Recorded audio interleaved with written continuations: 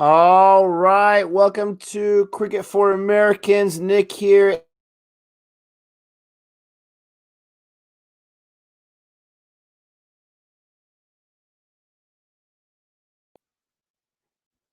Internet went out.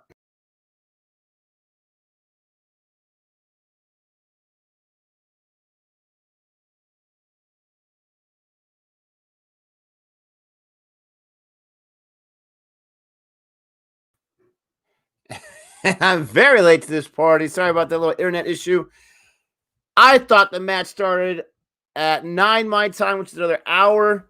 I'm way late to this. Sorry about that, everybody. But Nick here, and we are streaming Hurricanes versus Strikers. And let's see, we got the Hurricanes are batting. They're in the death right now. What's up, Laughter Express? Hurricanes are in the death. They only have lost 2 wickets, and they have a 134 score. What's up, Ozjon? How you doing, buddy? I'm good, Nick. How are you? I am feeling quite sheepish, my friend. Quite sheepish. I had no idea. I thought it was at 9 o'clock again. I thought I checked the time. They were both the same. My bad, everybody. I heard you got your own stream going and you were holding down the fort. Appreciate it. I was doing my best. I thought, why not? Why not try and make the most of it? Yeah, I feel really bad. Gabe he's working right now, and he was texting me, and I'm like, no, say it ain't so. And I'm sure Ozjon's like, I've been waiting for this link for like an hour and a half. Nick's a slacker. Yes, he is. I tell you what, I only found out that this was at like my 3 a.m. I found out at 2 a.m. So they changed the time, or was it always this time? I wasn't. It was always this time. I just didn't know. I thought it was going to be, as you said, your 9 o'clock, which is 5 a.m. here. And yeah, it's crazy. Gee, let's see. We got some people here in the chat. What's up? Fitatua, how are you doing? Mira, hi Nick. I just woke up to Rashid Khan being taken for 25 and 1 over. Wow. He gave up 25 runs? He got hit for 3 sixes and 2 fours by Darcy Short. Wow. All by Short? Yeah. Oh, and I missed it. Wow. If I had a fantasy team right now, I would have taken Rashid Khan for sure. Yeah. Oh, is that going to be caught?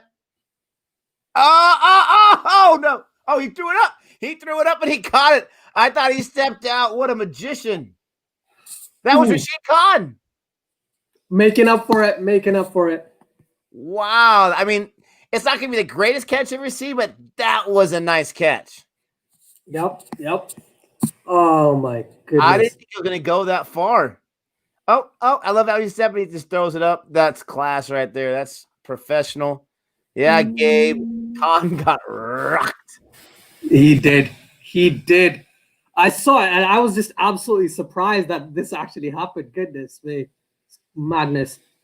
Yeah, Red Flyer. You were hoping to see Rashid Khan bowl a masterclass. Not this time. No. So there's 2 quick wickets for the Hurricanes there as in the death. I think they got one in the 15th over, now one in the 16th over. Am I wrong to think that maybe there should have been a higher score since they'd only lost, 1 wicket for most of this match? Darcy Short was on 38 of 40.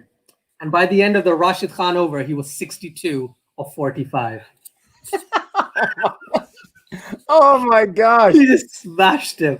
So I'm telling you, he played a bit slowly. The other opener, Will Jacks, he played quite well. Ingram's gone, who was going to be the accelerator, in my opinion. But, I think Darcy Short was just taking his time. That was the reason why they got a bit slow in that middle period. But Ingram hit a couple of sixes and got them on track. But no, this is interesting because I think they're going to bring Rashid Khan back after this over because he's going to take wickets. He's such a good bowler. He doesn't go for that many runs. This is the first time I think in like 3 or 4 years I've seen him go for so many runs in 1 over. It's madness. Wow. Darcy Short got 72, but he had 15 dots. Yeah. 15 dots. Look at Jody. I already like him.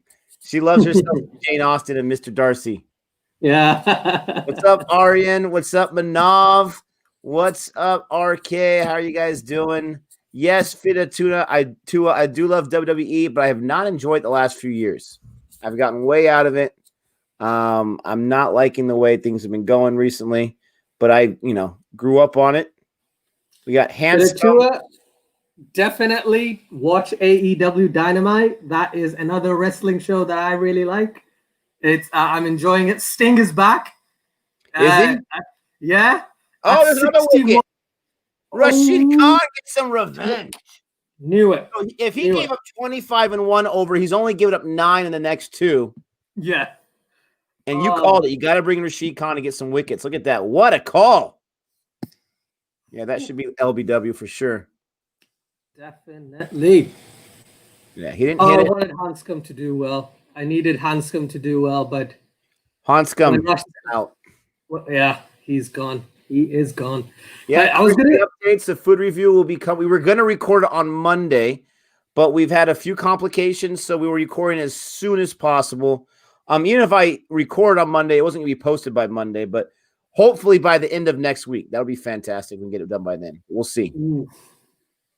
I saw your review of Crossing the Line while I was waiting for the stream, and well done. I'm glad you I genuinely watched it about a week ago as well. And wow. It's so good. It was so good. Like, it's just a story, because I know I only knew about the sandpaper incident, but the way they actually just directed the entire format series is so well. Yeah. It's interesting. Like we had mentioned in there about how you had the different commentators who are, I would say most of them were from Australia or South Africa, which maybe, do they do that on purpose? I mean, Michael Holding's always there in the test, but do they do that on purpose and try to bring commentators that were former players from those countries, or was that just a coincidence that you had two Australians and one South African? Yeah, usually they try and get people from the relevant countries. And then sometimes, like you said, Michael Holding shows up because West Indies isn't playing. Maybe someone like back in the day, Harsha Bhogle would come randomly, but he doesn't do that anymore. But yeah, that usually it's the countries involved that they kind of try and pick the commentators of. And I remember watching the games. I just didn't remember it in as much detail until I watched the documentary, and I was like, oh, every South African saw it as completely outrageous, and the Australians are like, they got the punishment they deserved. It's fine now.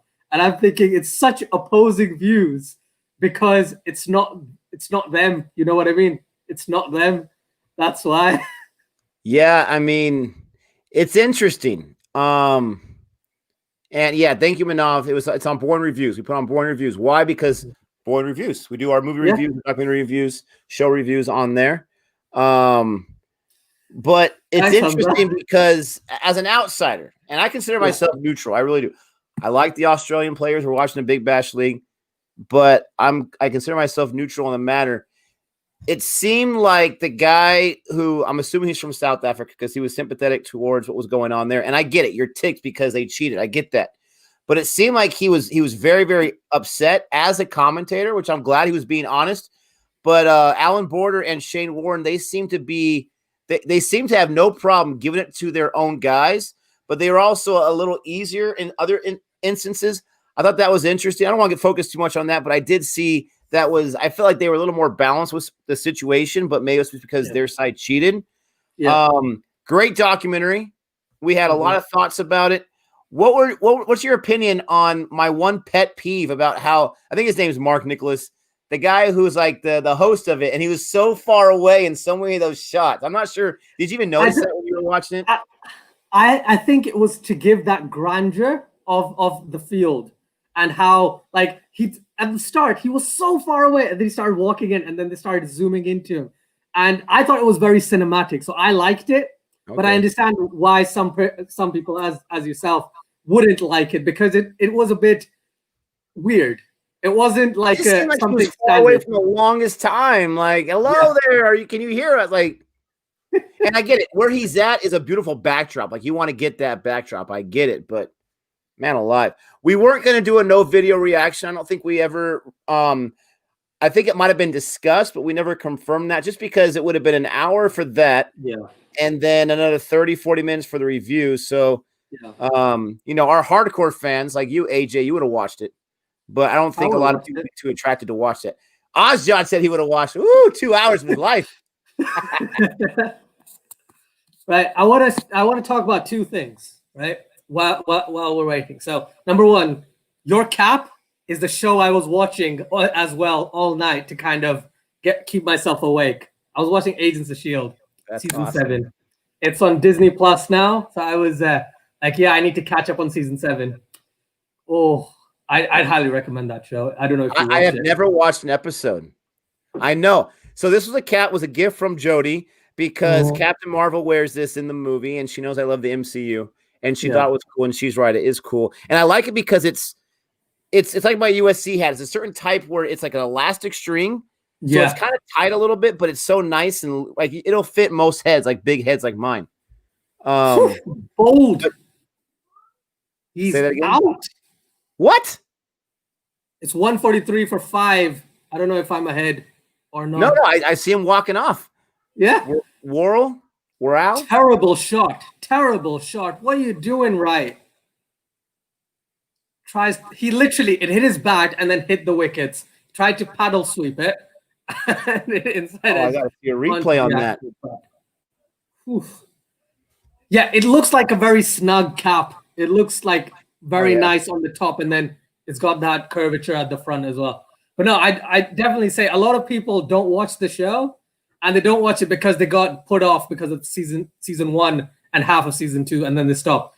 And I persisted, and I realized how good that show is. Honestly, I recommend it to everyone I speak to every time, and I've only had 2 people who started watching it because of me, and they've said it is good. So that's my basis. 2 out of 20. Does it take a few episodes to get into it, or are you pretty much into it the entire time? It takes you a season and a half to get into it. Oh, wow. Have you ever seen, I think it's called Legends of Tomorrow? Is that what it's called? Yeah. That show, I didn't finish it all, but I actually enjoyed the first season, even though it's cheesy, even though it's a CW show. I actually really enjoyed it. Would you say it's better than that? It's better than Legends of Tomorrow. Oh, but right. Let's put it this way: if Legends of Tomorrow, and I'm gonna offend people accidentally, so I apologize. Ooh, I don't know. I mean, he did this. Saganisha, I got you, my friend. Gabe's got you. Yes. Shut off CFA. Study for the ACT. That is much more important. Let me tell you what's going to happen right now. Ozjot's going to give great commentary, and I'm going to get in the way. You're not going to miss too much. Study for the ACT.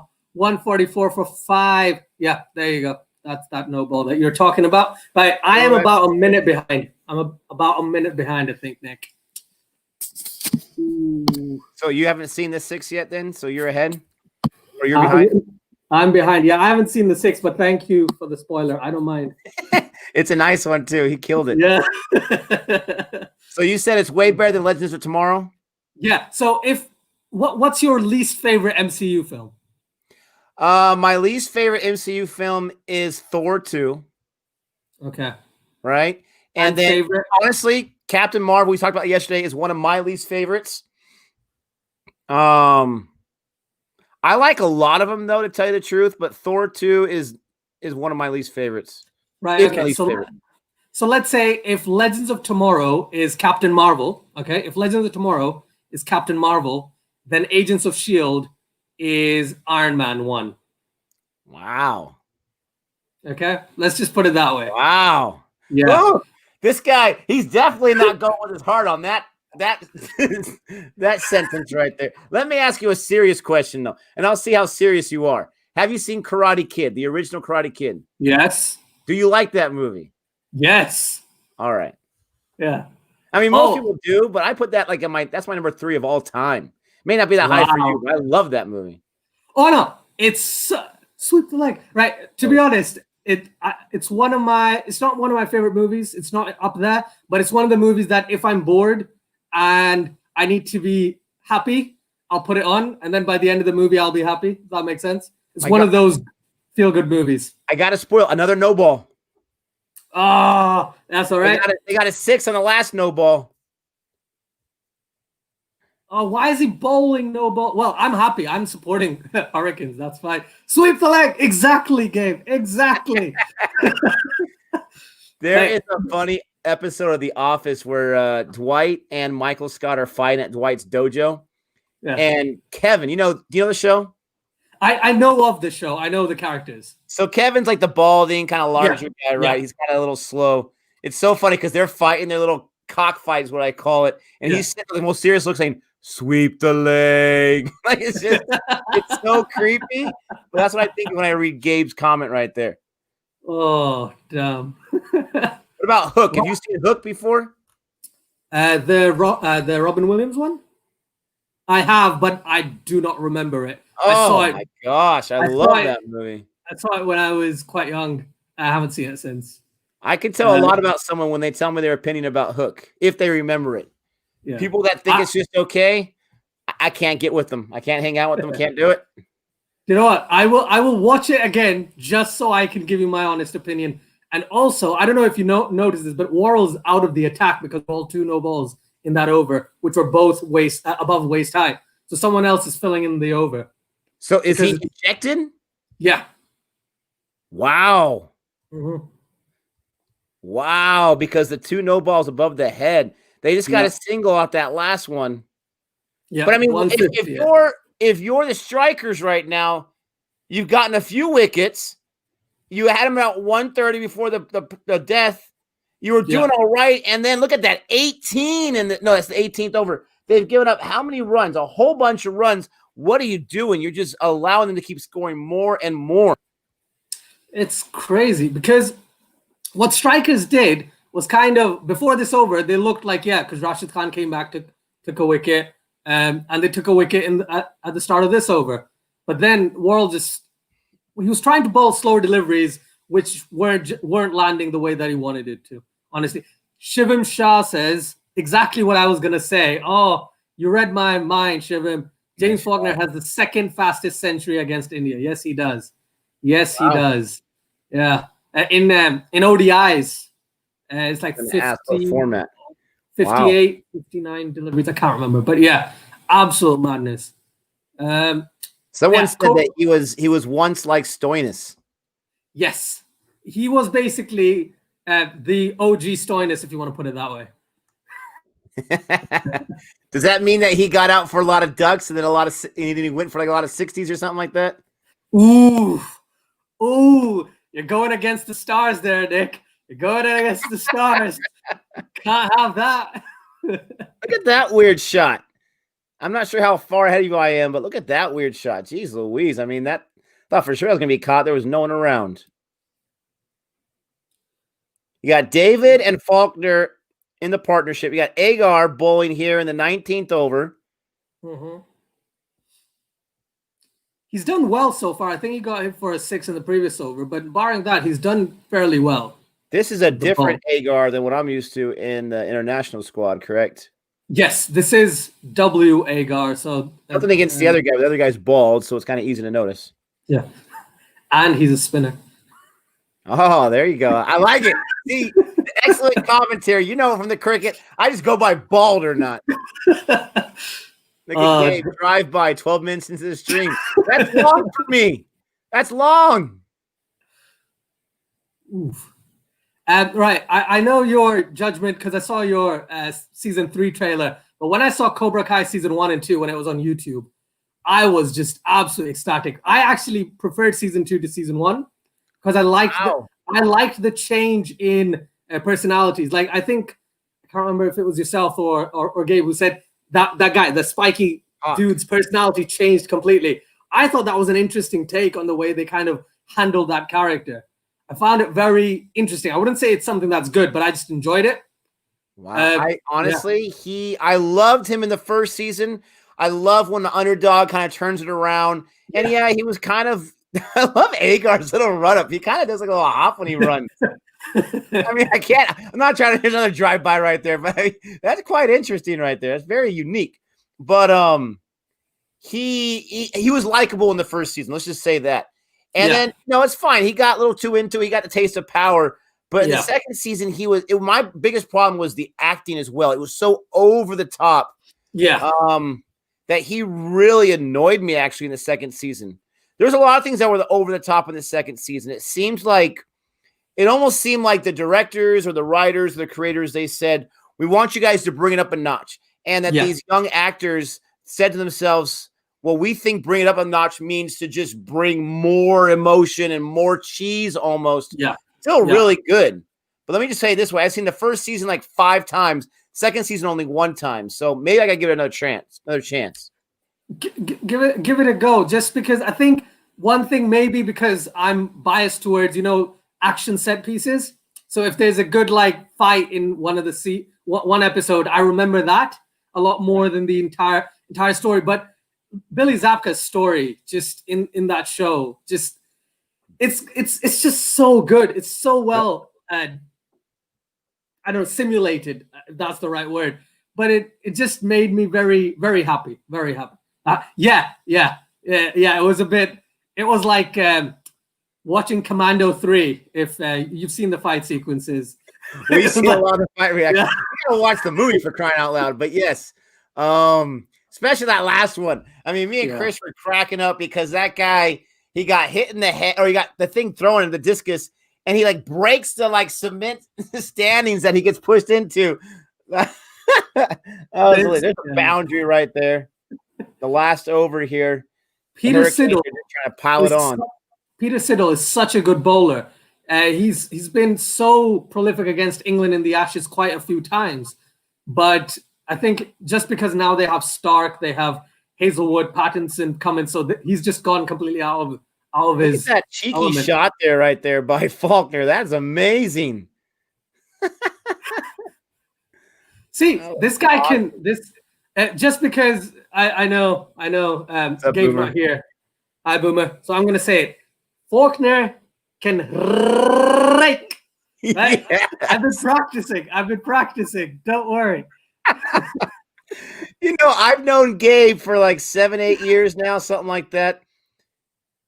Never in my wildest dreams would I think he would be like a phrase machine, for crying out loud. I mean, he has so many catchphrases that people will comment us like you're impersonating. I never would have thought that, and I absolutely love it. Oh, he's great. Absolute phrase machine. I was gonna say catchphrases. Like I could build a movie just on Gabe's catchphrases alone. It's crazy. It is crazy. He says, "Real talk, Nick. There was a brawl at my high school just like that. You got to ask Mo, which is his brother, about that." Wow. Next time we're together, I'm going to ask you guys to tell me about it. The last time I hung out with Gabe and his brother Mo at the same time, we were having, typical us, we were having a conversation about which Joker did it best.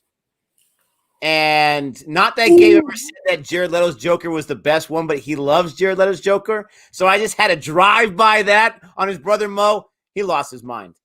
I think his wife, Mo's wife, she was like cooking. She's like, what? It was hilarious. Wait. Jared Leto? Gabe, I hope you're here. Yeah, you're here. Yeah, you're in the chat. Why? How Jared Leto? I don't understand. Like, I'm speechless. I am speechless. He has it on his ringtone. The laugh that he does is one of the ringtones. I think it's his wife's ringtone. Oh. Goodness me. And yes, Campbell played well today against New Zealand. Did he? Scored 69? All right. 69, yeah. Take that, Gabe. Oh, man.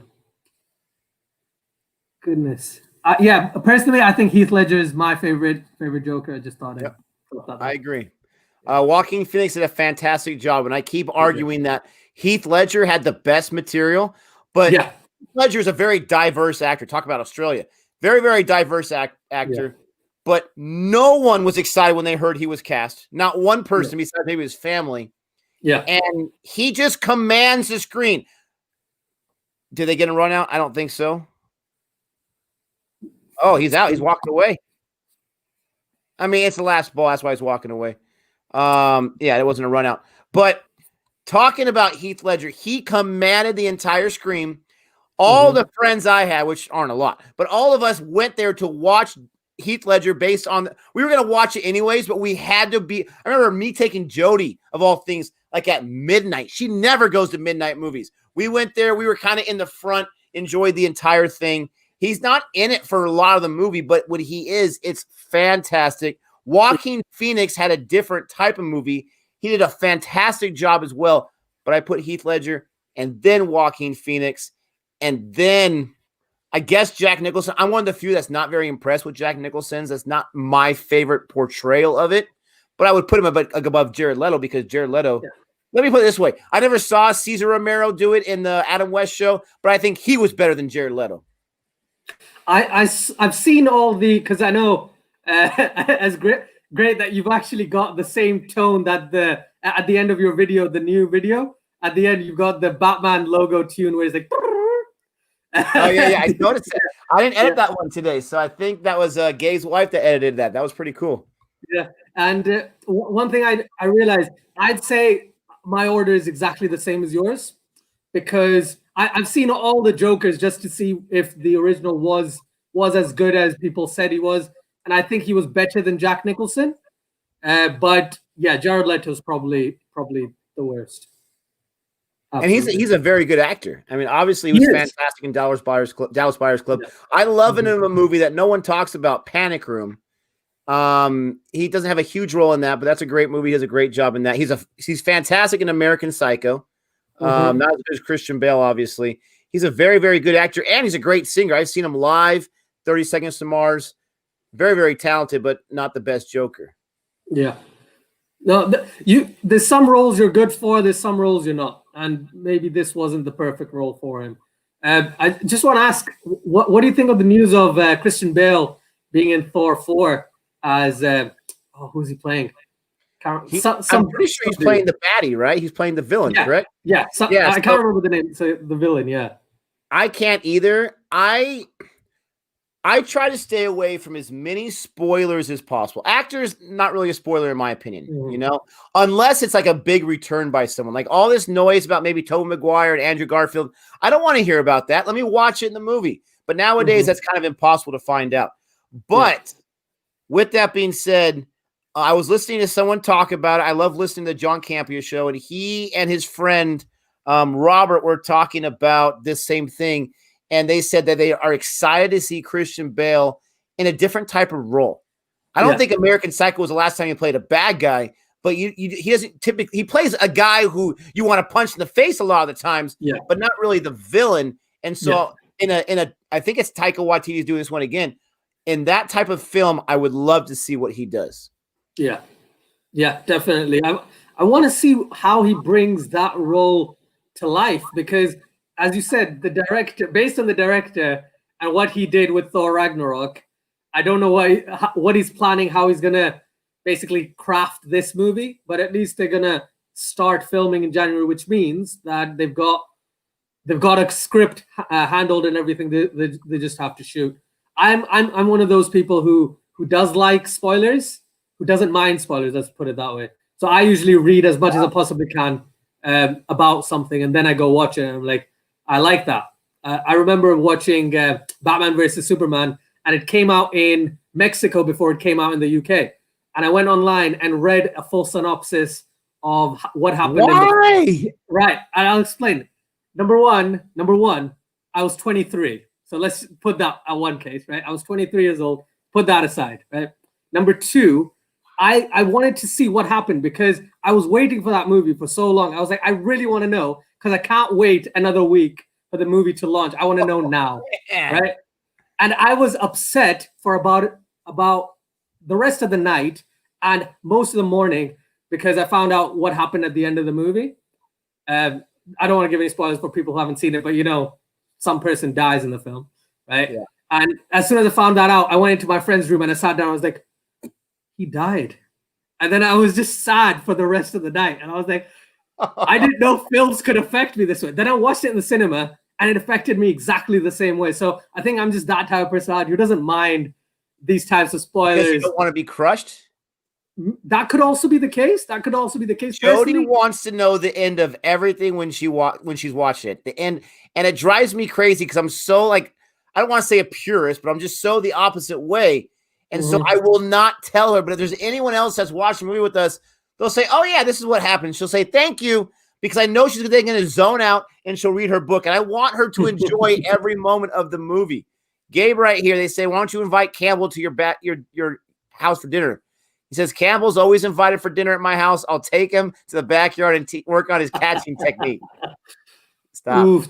Just catching now. He's batted well, so now it's only the catching, and Gabe is a good fielder from what I hear. So I'm going with that. You can do it. Yes. I just love the audacity of what's up, Arav? The audacity of someone who's never played cricket teaching an international cricketer how to catch the ball. I love it. It's very similar to catching in any other sport. I think one thing is catching is catching. The way I've seen it, I'm a terrible fielder. As I said, my name was Butterfingers for a while when I was playing cricket. And one thing you have to realize is, however you catch, it's the same with a baseball, with a cricket ball, unless it's very small, like if it's a golf ball or anything like that, or it's bigger like a football or anything. But if it's a round ball around this size, then I think all of it is pretty much the same. Plus, the seam hurts when you catch it as a cricket ball, if it slams right in your palm. But otherwise, I think it's pretty much the same. But you got to remember, in baseball, we use a glove. I mean, that's how we catch the ball. Very few times. I mean, unless you don't have a glove or you go in the backyard with dad and tossing around just, willy-nilly. Now, maybe in like club teams like Gabe's son is, maybe they do it just for fun here and there. But, I played Little League. I've been watching baseball. I don't ever see him warm up with just the bare hands. We got a question here from AJ for you, Ozjod. Ozjod, your thoughts on yesterday's Manchester Derby? I thought it was a snooze fest. I didn't watch it. I'm so sorry. I did not watch it. I would say I agree with you because I was probably asleep or I was probably doing something else. So, unfortunately, I can't say much about that. I know there was a boxing match that Anthony Joshua won, which someone else actually said in the chat he was going to win, and he did. Sorry about that. I no idea about the Manchester Derby. Yeah, Boomer, sorry about man. That sucks. When they come back for the strikers batting inning, we'll try to do our best to let you know what's going on. That sucks. Yeah. They scored 174 for 5 in 20 overs, the Hurricanes. All right, let me top scorer was Darcy Short with 72 of 48. Ooh. I cannot believe I missed it, man. Cannot believe it. That's all right. I held the fort down on a different channel for 12 minutes or however long I was there. I appreciate that. It was good. I genuinely didn't know people would actually come on, and I think there were a few people from the CFA came on, and I was a bit excited. I was like, yeah. And then Gabe came. I was like, Gabe, you're here. Royalty. Exactly. I was that starstruck, to be honest. That moment just made me very, very starstruck.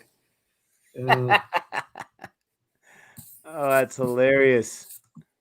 Do you know much about the tour game between India A and Australia A? What's happening? I don't know what the update for today was. Do you know what happened initially on day 1 and day 2? Yeah, India played very, very well. Yeah. Rishabh Pant scoring 100 off 70 balls. I don't understand the practice. Like, I know it's been around forever. Like, my thought as a fan is, let's save some of that for when it counts. Let's not use it now. And not just that. I understand cricket is cricket, but I wouldn't want to give anyone just a few days beforehand any kind of a tip or idea of how, my ball is bouncing off the pitch or whatever. And maybe that's not even a factor because I do these regularly, but it's crazy. Lara says, wrong, Nick. What else is new? We actually work on catching without gloves in DR predominantly because kids can't afford. Yeah, I've heard that story many times. But remember, Gabe, You left the Dominican Republic when you were like 3 months old, my friend. I was kidding. But you were very, very young. Does Trey here in his clubs, that's what I want to know, here in America, do they practice that? I've never seen it. Gabe says, stop, Ozja. I love watching your videos. I appreciate that very, very much. Whew. Yeah, so Australia right now, 53 for 3. Honestly, the production value of this tour match has been great because usually they don't, video these types of games because they're not proper international matches. These are just tour games or, A sides playing. But they have done, and it's really interesting to see because certain players, like the first day, 20 wickets fell in one day. It was absolutely crazy.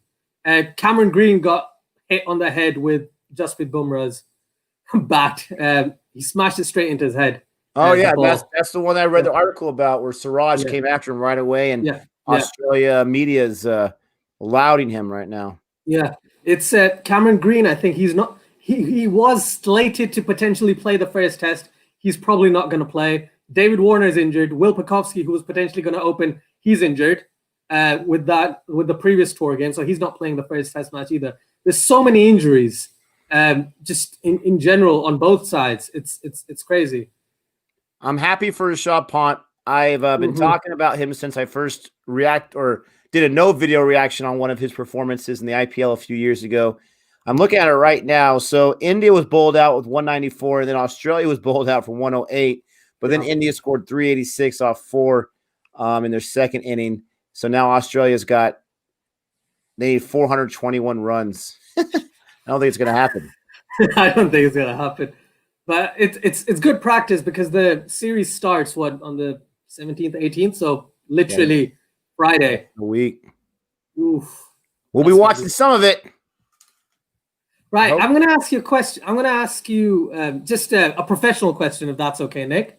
Sure. How do you plan to review the test matches? Are you thinking day by day you do a video? Or are you planning on doing just at the end of the 5 days? Because I'm streaming the entire day is probably going to be difficult because it's all night long, isn't it? Which is probably not ideal. Yeah, I'm looking at it right now. Wednesday the 16th. For me, it starts, this is so confusing, 2:30 p.m. local time. So, I mean, with that first match, if I'm looking at this correctly, we'll be able to watch that after school gets out, which is about an hour and a half later. I'm not going to be watching the full 8 hours because, family duties and whatnot, but I'll be in and out. But as far as like an R3 wickets are the type of thing that we love doing because it's just us talking. We don't have to find a video or react or worry about copyright. But they take a long time to record and a long time to edit. Yeah. And on top of the other videos that we're already dropping on both channels, I would like to keep the test R3 wickets to each test match. But I know how we are. More than likely that probably won't happen. Gabe is very persuasive. And it's a good partnership. Okay. It really is. There's other people on Boring Reviews, obviously, but he's in most of the videos. And so I'll ask him anytime, like, hey, can we record today? And he always says yes. So I want to reciprocate as much as I can when he says, hey, let's do R3 wickets. Like, for example, the other Big Bash League that I did not watch, the other match, the first Stars match. Yeah. He texted me, hey, let's do a R3 wickets. I said, well, that'd be kind of weak. So I didn't watch any of it. He's like, well, watch the highlights or something because I need you on there. And so we like to reciprocate that way. So who knows? I mean, to answer your question, we probably will have a few R3 wickets, especially for day one. But is it going to be every day? I don't know. And then ours got a good right here and no video highlight, like a no video reaction highlight. That's another one to record. I mean, it's just like if I'm spending 8 hours watching it, right? Not that I'm going to. And then to spend another 40 minutes recording. And it sounds like I'm complaining, but it's a lot of work and a lot of time. Yeah, of course. And family comes first always. So I just don't know. Okay. No, that's fine. I was just asking because I've been trying to figure out the best way to do that with the New Zealand West Indies test matches. And I haven't, gotten a straight idea of how I'm going to do that. That's the only reason why I asked, because maybe I do test match to test match, but that means what if 2 or 3 test matches end on the same day? Because there's going to be 2 or 3 test matches happening at the exact same time. Do I do day by day? Do I do couple of days join together. So I'm trying to figure it out myself, and I just wanted your take on it. Yeah, no, and I don't mind anyone asking. Like, honestly, you asking that question doesn't make me think like, oh, they want more videos. They want more. That's a good problem to have. If I were you, I would focus maybe on one series. Like, if you have the time to give your thoughts on each series, if it ends on the same day, then that's great. But if I were you, I would focus on one series, and then all the people that are interested in those videos, they're going to keep coming back more and more. Once again, back with Boring Reviews, we do all types of videos. And it's kind of just what we've been doing, so I kind of keep with it. But it's not really the best formula, because the people that might like an AFL video, they have to wait, like, 2 or 3 weeks for the next one, and then they kind of lose interest. So if it's time, which all of us have time issues, I would probably focus on one series, and then, I don't know, go from there. Fair enough. No, I appreciate that. Thank you. The innings has started, by the way. There are 3 for 0 and 2 deliveries done. They need 172 of 118 deliveries. So what do you think? Are they gonna chase? It's super early, so it's the best time to make a crazy prediction. Right. My crazy prediction is strikers get to 157.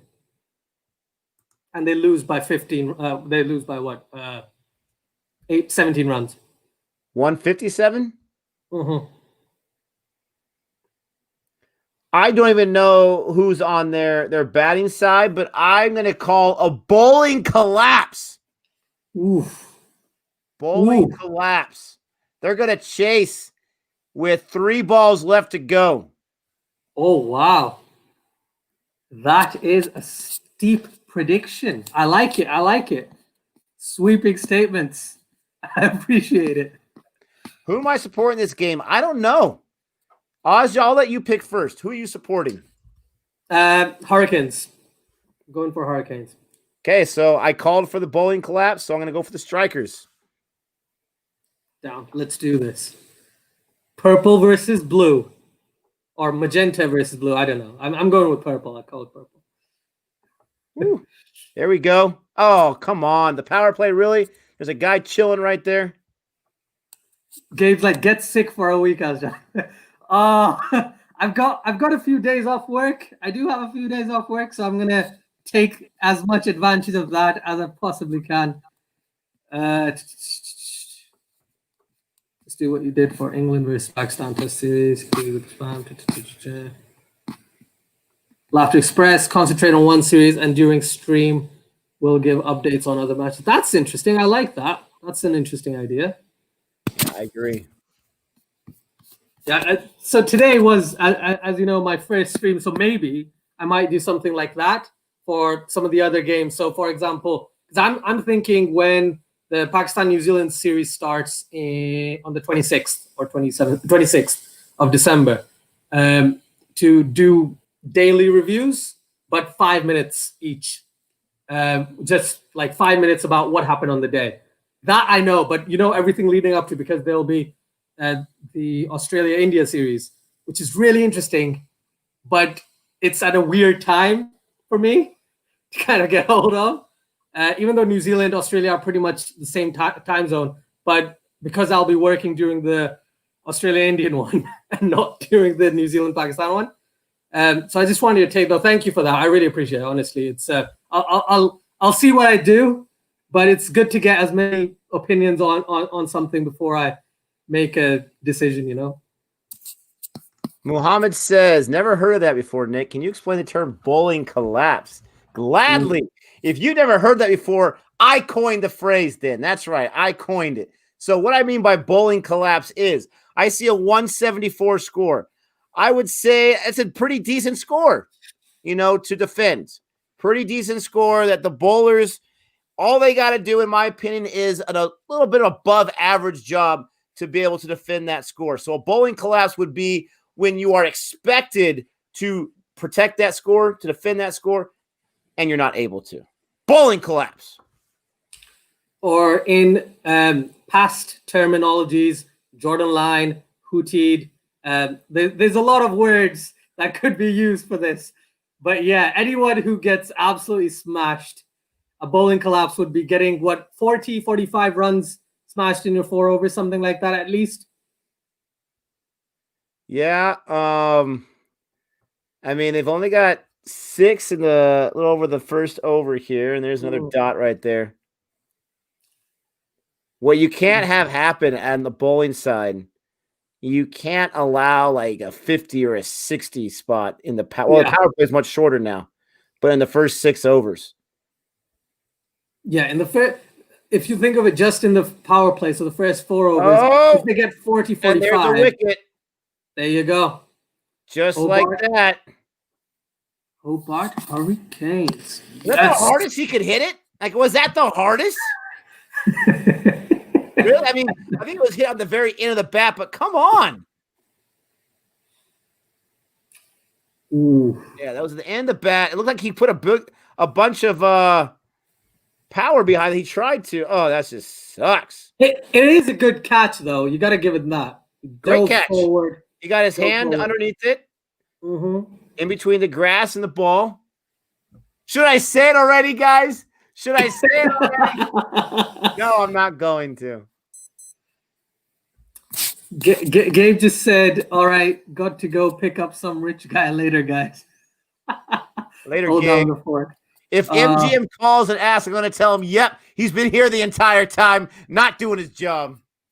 If you pick up Andy Garcia or George Clooney or Brad Pitt and they try to rob a casino or 3 casinos, do take a picture, please. Yes, hang out with them, do whatever they say, take your cut, and take some pictures. Yeah. Who knows? Gabe might be driving the SWAT man. Who knows? Gabe will be the distraction. He'll just talk your ear off. The security guard will be like, okay, I get it. I got to go. He's like, oh, no, I'm not done yet. Oh, my goodness. Anyone else getting a flickering screen for this CFA stream? Is it a constant one? I have a light that's had some issues, so every once in a while it'll go dark and go back on. Sorry about that, but it's not a constant thing. I'm going to see on YouTube if I'm getting the same thing. I'm getting a flicker. I don't seem to at the moment. I'll keep an eye on my light. I don't think it survived the move too well. I have other ones I can get out if I need to. Arav asks, Nick, Cricket Fever, Mumbai Indians review? Question mark. I know, Arav. I dropped the ball on that one. I remember watching it, and that's when I started liking Ishan Kishan. Yeah, I thought to myself, I was like, this kid is like, I want to play games. I want to eat this. I want to do this all night and then go outside and hit 6s. And they're like, you're not allowed. You got to be in bed by 11 or 10 or something like that. Like, I'm not doing it. And the change in his personality in those 2 years, you've seen how much hardworking he is now. Like, the way he's played the entire IPL was just brilliant. Oh, he was a baby in that series. Mm-hmm.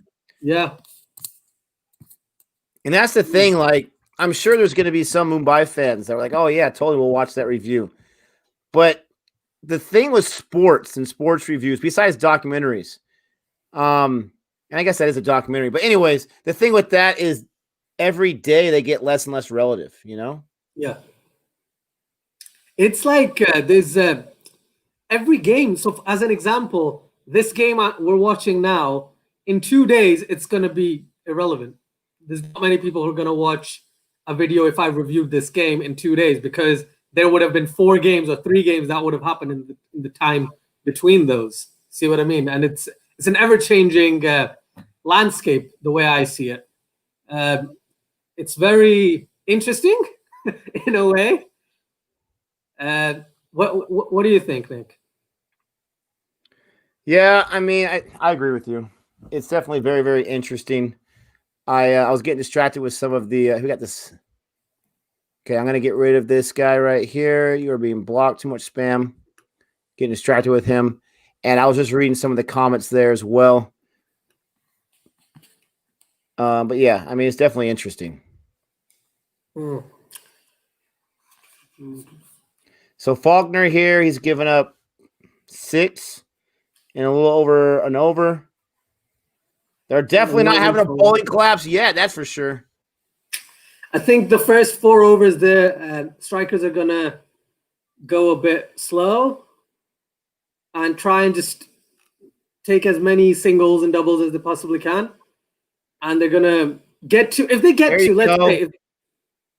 Is it even going to make it? Is it even? Oh, I hate you so much. What a play that was. He sacrificed body to save what? A run or two? See, that's the commitment you get with the Hurricanes, Nick. That's the commitment we give you. I just started sporting them 10 minutes ago. Wow. He even did like the little finger thing. Wow. And look, he's got the pad right there. This is fixed. I'm calling it right now. It's fixed. Look at the pad is right there that he crashes into. You're telling me it's a convenient thing that there was some extra padding, the match is right there in the corner? Fixed. I was just about to say that looked like a harsh hit, but then there is some sort of padding. Don't know what that is though. Random padding just in that spot. That's some momentum right there. It just kept going and going. Good fielding that. Did you see that save by in the first game? There was a save by Jordan Silk, and he just jumped out, like he dove out of the boundary, took the catch and just pushed it in, and then fell outside the boundary. It was such a good save. Definitely recommend you watch it. I'll see if I can find just a link up to it. But it's so good to see stops like that. I don't know if you've noticed, but apart from the IPL, all the other leagues their fielding quality isn't as good as BBL and IPL. The others, their fielding is a lot lower in terms of quality, the types of catches they take, the types of stops they make. But what they do here in the BBL and in the IPL, they come out with some crazy saves. Like I can't get that Nicholas Pooran one out of my head from the IPL. That was outrageous. Oh. My gosh, another wicket. Salt. You tasted nasty. Get out of here. Too much salt. Not enough flavor. I was going to make that joke. You beat me to it, Nick. Man. Mr. Siddiqui, I don't think... okay. You just talked about that wicket. Yeah. So that's out. I just saw that. Faulkner, let me say, Faulkner, you got to work on your celebration. The flying thing is way overplayed. I see everyone do it. It's like, I don't know what to do, so I'm just going to start flying around. Got to get more creative. You can't steal the Tawadia. You can't steal the Cottrell. You can't steal other people's, but you got to be more creative than that. We need some more celebrations. I absolutely hate this power play limitation, this disabled power play nonsense. Absolutely hate it. It just kills the power play, in my opinion. Mm-hmm. It's weird. This is the thing. They're trying it out. Who knows? Next year, this is probably going to go. It's probably going to go. Get rid of it. Yusuf, yeah, I understand what you're saying in terms of stats, yes. But the thing is, PSL has been 5 years. IPL is 13 years. I'm just basing it on the fielding quality that I've seen. In terms of the way that they stop certain deliveries, the types of catches they take. Yes, there could be more drops in the IPL. Obviously, there are going to be more drops in the IPL. And a big reason is because 8 extra years of cricket would mean more drops in general. But yeah, I see your point, though. Thank you for your comment. I appreciate it. Yeah, T20 Blast, the fielding is really good as well. Thank you. I don't recognize any of these batsmen so far, which is not a huge surprise. Who's their best batsman that they have? Who's the guy that you don't want to face? For me, I would have thought someone like Phil Salt, but he's gone now, isn't he? Phil Salt is good. Matt Renshaw, he's got some stats on him. I'm just going to check his stats very quickly. But I've heard of him, and he's a pretty decent bat. In T20s, he's got a strike rate of 130. He's got an average of 27 with the bat, which means he's pretty consistent. Quite young as well, though. He's only 24. Goodness me. Kid. It's crazy. Yeah, so Renshaw's really good. Renshaw's pretty good. I definitely think after him, the only person I can see, and again, my Big Bash knowledge of just Australian domestic players isn't as good as the IPL PSL. But what I've seen is Rashid Khan, if he does come in, he can smash it a bit. He's got this knack of hitting a few sixes and a few fours when he's in form. So let's see, maybe he'll be sent up the order to kind of speed up the run rate. But these guys are going to use up a few deliveries, I think. They're not going to go absolute madness now. I think by the end of the 10th over, their aim is probably they need to get 60 by the end of the 10 overs. Because I think the Hurricanes were 70 in 10 overs. So if they get to 60, they just need to go a bit more aggressive in the last 10. But it's kind of a good plan to get at least 60 in the 10, and then they can kind of plan it that way. I think that plan should work for them. Yeah, a lot of dots, a lot of singles and wickets the last 8 balls or so. Yeah. And they're in the power play, so you would think that they'd be able to pick it up. They've lost those 2 wickets in the first 4 overs. That's just killer. That's not going to help with the run scoring, absolutely. But they said they needed 52 to get the Bash point, which means that the Hurricanes only scored 70 in their first 10 overs, 69 or 70. Yeah. And they went on to score another 100 in the last 10 overs. Jeez. Including the Rashid Khan 27, 28 over and Yeah, that 18. Exactly. You need two good overs. Basically, that's what that's telling. You need 2 good overs where the batting team just smashes it like crazy. Well, I think Steve just mentioned that Alex Carey and Travis Head are missing because of the test matches. So they would have been in the Adelaide side. So a lot of the players, I know. Yeah, a lot of the players, they're not playing for their BBL teams because they're going to play the test matches. See what I mean? Stoinis and Maxwell, they're not going to play test matches. That's why they're with the Melbourne Stars. Stark is probably going to play the first test match. So therefore, he's not with. Does he play for the Renegades? Please correct me if I'm wrong. I saw online that he went with the Sixers, but I haven't seen that anywhere else. I'm not sure what that article was saying. Whichever team he's in, he's not going to play the Big Bash right now. He's probably going to play after the India-Australia series finishes, the test series finishes. Smith, another one. Who else you got? Matthew Wade. Matthew Wade is another one. I think does Wade play for the Strikers? I think he does. Originally, Wade plays for the Strikers. Or is it the Hurricanes? I'll check it out. Give me 2 seconds. I'll find out. I will find out. We got 2 loss for 20. You got Nielsen with 1 on 5 balls. Renshaw 10 on 8 balls. Bolin is bowling right now. He's bowled 2 balls so far. What's up, Yusuf?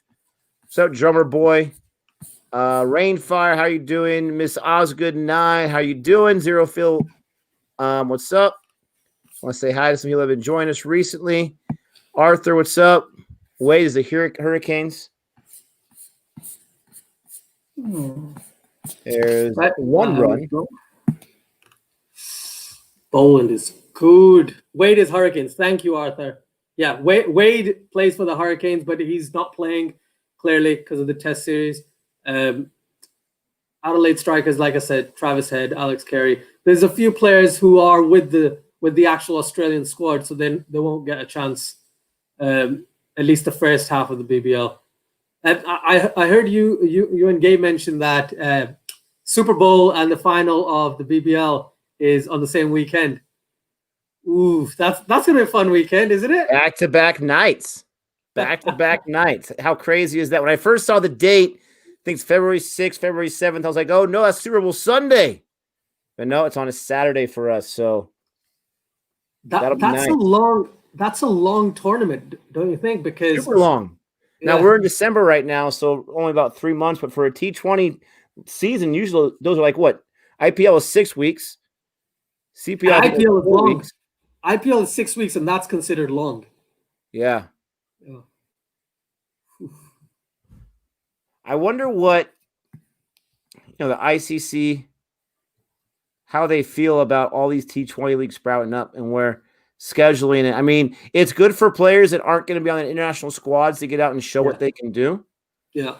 But I wonder if it's like almost like a frustrational thing where it's like, oh, we got stretched so thin. We want these guys to be healthy. We want these guys to be fresh.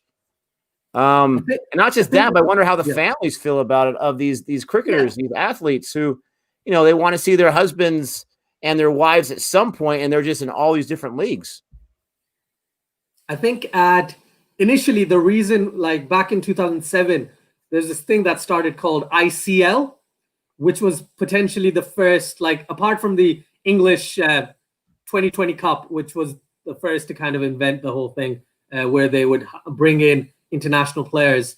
They had an ICL tournament, which was the Indian Cricket League or Indian Champions League, something like that. That was very, very kind of tabooed. So because of that, I think back then the ICC were a bit against those types of leagues starting up. But then when the IPL started, they realized how much money could come into cricket. And that's why they started to kind of be a bit open to it. So it was just the IPL, then it was just the BBL and IPL, then CPL came in, then PSL, then LPL, then whatever else, like the South African League. Then there's a league for every country now, basically. UAE has its own league. Then there's the T10 leagues. There's what's your opinion about the T10 leagues?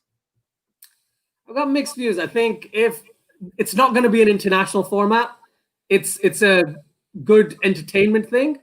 But I'm not. I don't watch it. I've watched like one T10 game ever, and I thought it's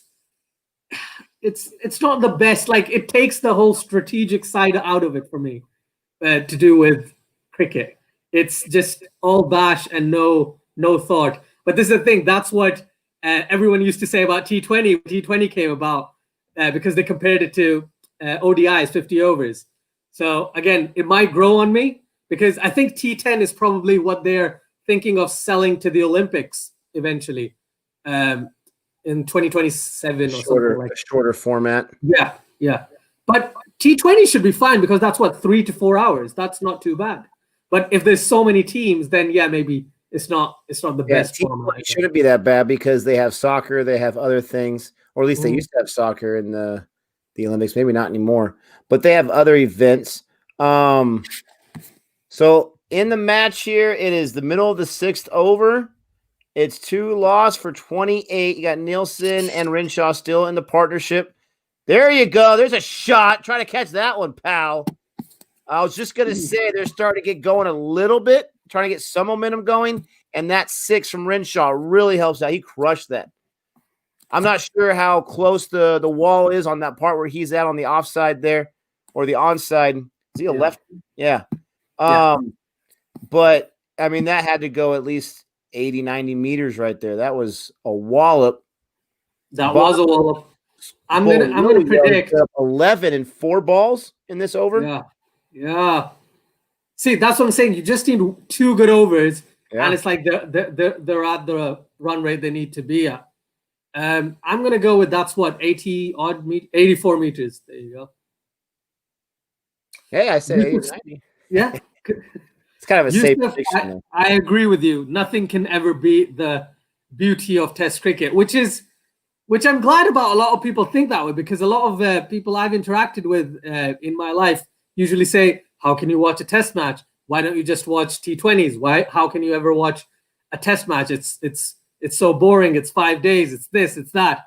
And I used to think, I was like, I can. I because I was younger, I couldn't, explain why I could watch it. Now it's more like it's so much more interesting. Goodness me. Oh, there you go. There you have it. Oh. I'm telling you right now, and I know people are saying it's expensive, it's this or that. I absolutely hate that there's no DRS system because it, as a fan, it takes away any kind of possibility that maybe that can be overturned. Yeah. And that looks, that looks pretty. Oh, I'd give that out. I would give that out. LBW, but it does kind of like it is starting to swing a little bit when it hits. Could it possibly have missed that outside? I don't know. Or that inside leg. Let's see, shall we? Let's take a look. I might be just, pushing a little bit for that DRS, but man, we were saying that was a big over, then he gets a wicket on the last ball. Jeez. Mm-hmm. The thing about Test, though, and it's interesting that, and I understand why. It's interesting you say a lot of your friends say, how can you watch Test? Me and Gabe coming into cricket, we both agreed that we loved watching Test. Now, we had time to do it. It was the summertime, but we both agreed it, and we've watched all formats now, and we still both agree there's just something. No, I was wrong. That's Plum. We both agreed that was something that was just, it was head and shoulders above. Now, we wouldn't be able to stream and talk about an entire IPL about Test. That would just be impossible. You can't do that kind of stuff. But that's not what Test is. I like Test because it's not trying to be something mainstream. It is what it is. It's been around for a very long time. And there's just something about grinding it out, something about let's see what will happen the next day and the next day. It sucks when you have these matches like New Zealand and West Indies, nothing against those squads, but when it's just such a laugher, then it's not really that exciting. But the Test matches that we saw, they were all very, very nail-biting, very, very exciting, very, very down the wire, and they were fun to watch. No, I agree. I like Test cricket mainly because of exactly the same reasons you said, but also the fact that anything can happen. It's 5 days. Like, it could be a day that you get absolutely battered. You're out for 72 for the sake of argument, right? The other team is on 200 for 1. But the next day you come back, and if you've got momentum, is that gone? I'm getting spoilers, but I have no problem as long as Hobart are taking wickets. Look at that stash. Oh my gosh, look at that stash. That's glorious. And that ball is glorious. Wow. Now, again, I want to see the replay on this just for fun because it might have been a tad high, but I still think it hits the bails. I think it still hits the wickets. But wow, it's a beautiful ball. Well done, Riley Meredith. Golden Duck. He just busted a Stoinis right there. Yeah, that looks pretty dead to me, pretty plumb, I'd say. But yeah, I agree. That mustache is absolutely amazing. Oh, Zero Phil. Nick, we realize that Americans are partial to overturning things. Nice. Whew. Only if the evidence is there, my friend. Only if the evidence is there. Gabe, it is 4 loss for 36 in the 7th over. Scalp takers. LBWs.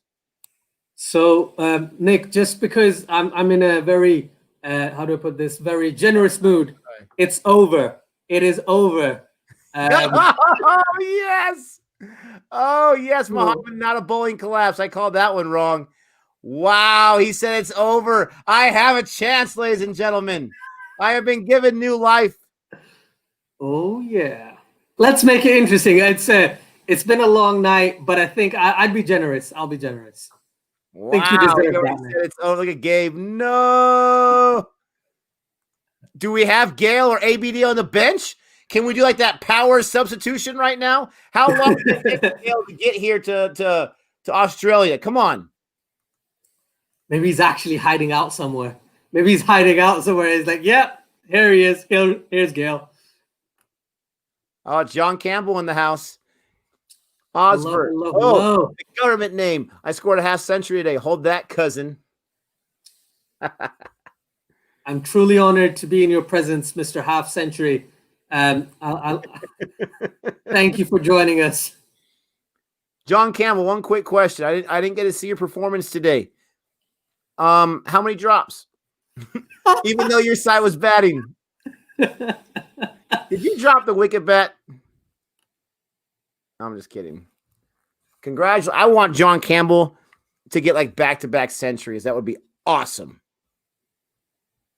Yeah, he's not a bad batsman by any stretch of the imagination. He's in the international West Indian side. He has to be good. There's a reason why he's in that. but he's just not been as consistent as you'd like. What do you think? Nick, keep an eye on Meredith. He can bowl 150 plus. I was going to say, this guy seems like a spinner to me. He's so slow. Yeah, I've heard I've heard he's pretty quick, but I can't see the number speed. Look at right there. 152, 149, 149, 149, 148 and a half. Jeez. It doesn't look that quick, does it? I'm telling you, those stats gives you powers. Lockie Ferguson has it, and now he has it too. Telling you. Right, I'll tell you something interesting, right? You know, the T20 series between Pakistan and New Zealand starting up. No Kane Williamson, no Lockie Ferguson, no Southey, no Bolt, no Ross Taylor. So basically, Pakistan are going to play a very, very inexperienced New Zealand side in the first T20. So I'm very happy about that. I was jumping up and down when I found that out. 7 of their main players not playing the first T20. So let's see how that goes. But I think the headline is going to be after that series is over. No Williamson, no Ferguson, no other guys you just mentioned. No problem. You know what? Glenn Phillips and Devin Conway are such good batsmen. I think they might actually just come in and score everything they need to with the bat. Goodness me. New Zealand, I want to know, like West Indies, they're not trash in T20, right? They're not trash in tests. They're not the best in tests. Is New Zealand just that for real? In New Zealand, yes. In New Zealand is hard to play. Like, I was listening to this commentary. I can't remember who it was, but they were talking about the stadium they're playing at the moment, the Basin Reserve. It's so windy there all the time that the New Zealand players get used to the wind factor on that ground, right? But when you come from somewhere else, you don't know anything about that ground specifically. It takes you time to get used to it. And in a test match, it takes you 2 days to get used to it, right? Which means you've lost 40% of the match already, right? It's just crazy. That's insane. Yeah. New Zealand team is, yes, it is. If New Zealand win this game against West Indies, and God forbid, if they beat Pakistan 2-0, they're going to go top of the Test Championship, and that's going to be very interesting. They are, yeah, Greenwich Lewis, New Zealand is an awesome team anywhere they play. They are, but in New Zealand, they are almost unbeatable, in my opinion. I know India can beat them. I get it. I understand. I'm just saying the way they're playing right now, they look like they're unbeatable. With those 4 pace bowlers they have, they're just otherworldly. Goodness me. That was impressive. Is Botha a left-handed bowler? I don't know if he is, but he just had to save on the boundary, and he used his left hand outstretched to stop that. Now, some people might say that's really easy to do. Sliding is not easy to do, even for professional athletes. Yeah. If he's not left-handed, that's pretty impressive that he slid to the fakie side and was able to put his hand out there, sacrifice the palm for a few minutes. That was a nice save. It definitely was. He is a right-hand spinner, though. He's a right-arm spinner. And there you go. Goodness. 4 loss for 40. They got 40 runs in almost 8 overs. Embarrassment. Oh my God! Swinging, you might give him a cold. You said Gabe's catchphrases. The first thing I thought of as soon as he said embarrassment, I said embarrassment of riches is the first thing that pops into my head. As soon as you said that, it's like Gabe's in my head telling me what catchphrases to use when every time something pops up. And it's like telepathically. Yeah, definitely. Well, or as I say, telepathetically. Ooh, it's a bad joke. I say telepathetically all the time, so I don't think it's a bad joke at all. Oh, nice. Yeah, I make that joke almost every day. Yes. Oh, I love it. There was a question yesterday: who makes the worst dad jokes, you or Gabe? It's Azjad. I make the worst dad jokes. It's Azjad. Oh, drop. There you go. Here's a boundary. Is Gabe free tomorrow morning? I don't know. You got to ask Gabe. Is he free tomorrow morning? I got a joke that I'm going to say, but I'm not going to say it out of respect, Shatil. But I have no idea. He's working right now, that's for sure. Mm-hmm. Are you just a question? Are you planning to watch the next BBL game, or are you gonna get some sleep? Oh, I'm gonna get some sleep. Good man. Got church tomorrow. Yeah, I got to rest up. Are you going to churches now, or is it all online, or is it social? So they have you can choose to do either one. They were opening it up again to where you can have 250 people in the church as long as you're socially distancing and no problem. And we don't have that much in our congregation, so anyone can go. But then they just made the restrictions even tighter because Nevada is just blowing up right now. So yeah. What they're doing is they're giving you like a last name. If your last name is in these letters this week, you can go. So this is our week to go. Every 3 or 4 weeks, we get to show up.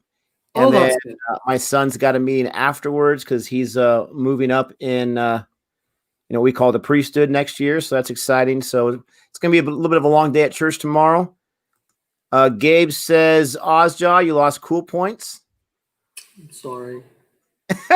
And he says, yes, I'll be on. There you go, Shatil. There you go. I'm glad I didn't make my bad joke about that. I'll regain my cool points over the course of the next half hour, Gabe. I'll do my best. You got to let me know how you do that because look at that. Look at those pads right there. Now there's a chair right there and there's a equipment right there. So it's just crazy he crashed right into it. And he's talking to him right now, Mac Wright. But you got to let me know how that works because I've never, ever gained cool points. Never in my life. This is the thing.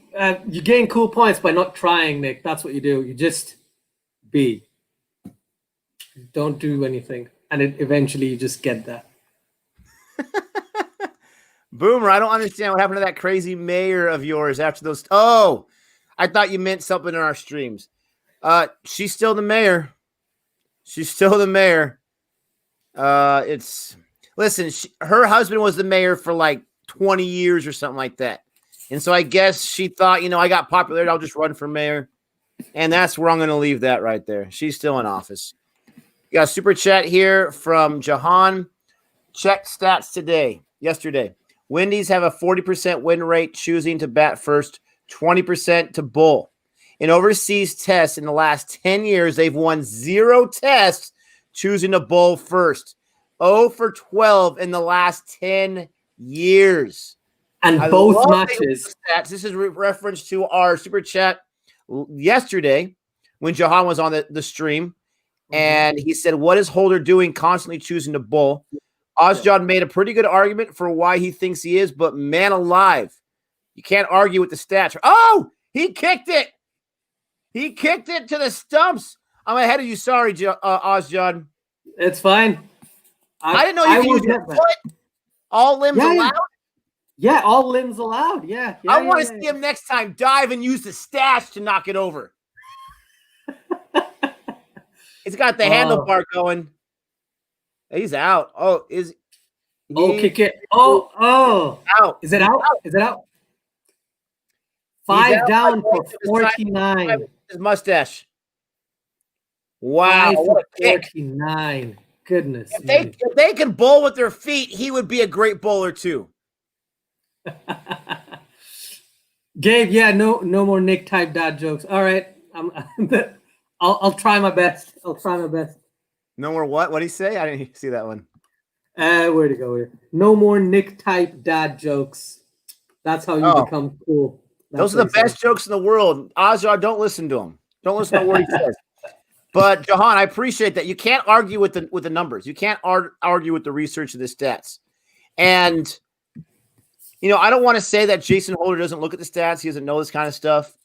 But man, I think sometimes as an athlete, you're like, I control my own destiny. I don't care what the history is. The history is the history. We got different guys in this room. We're going to make our own history.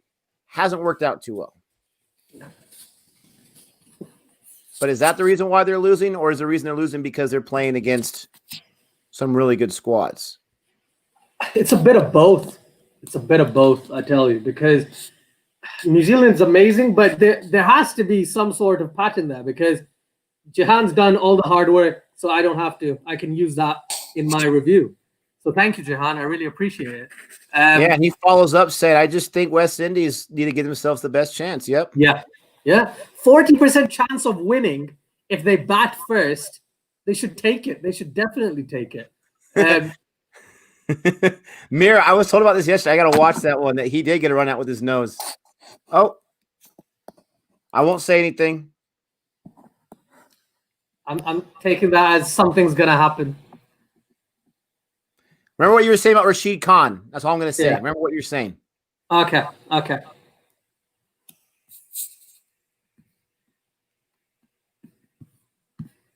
I read the chat. Golden Duck. Oh my goodness. Golden Duck. I was making fun of Rashid Khan's ability to bat yesterday. It looks like I was right. And I love myself some Rashid Khan. But not even he is protected from the drive-bys. That's horrible. Right. I'm sorry, Nick. I have to interrupt you. I have just read that Babar Azam is out of the T20 series against New Zealand. What? Wow. And I was excited about no Williamson, no Babar Azam now for Pakistan. That means, yeah, that series is gonna be very difficult now again. So it's Babar Azam. That's how you say it. Yeah. Man, we get it wrong every time. It's fine. This is the thing. It's like if you've never heard a name before, you're gonna say it how it's written, how you believe it could be said, right? I've read so many names incorrectly in my life. It's not even funny. I read Overt Lara as Osvert Lara for like days and weeks. Okay, so I completely understand. I don't even think Osvert knows how to say Osvert. He never uses it. Nick, you're the worst with spoilers. Have you ever been able to surprise Joe in your life? Gabe. Likes the ending, so it's all right. Listen, my friend. Listen. I have the same question for you. Have you ever even taken the time to surprise your wife in your life? Come on, my friend. Did you not listen to our earlier conversation about movies? I don't give anything away. I'm not used to always being that guy who's ahead. I'm always the guy last. How does it work for you, Mr. Gay, when I say, hey, I'm behind, and then you tell me everything? Stop it. Jihan, is Babar Azam Pakistan's best? Yes, he is. I don't know, not of all time yet, but he is definitely, right now, he is by far the best batsman Pakistan has. He's so talented. He's been given a lot of responsibility, but if this is actually true that he's actually injured, that's going to be really, really disappointing for the series. But at least it'll give some people a chance, some of the players. But I want him to be fit for the Test series. He needs to be fit in the Test series. Is that no ball by Meredith? Free hit. Yep, I even see that. My gosh. Let me see a run out. Well. We're going to get a run out here. Watch. Mira asks, Azad, who are your picks for ODI Test and T20 player of the decade and overall player? Right. I think my ODI was Virat Kohli. My Test was James Anderson or Steve Smith. I can't remember who I picked. And then for T20, I also picked Virat Kohli. Player of the decade, I guess, was Virat Kohli as well.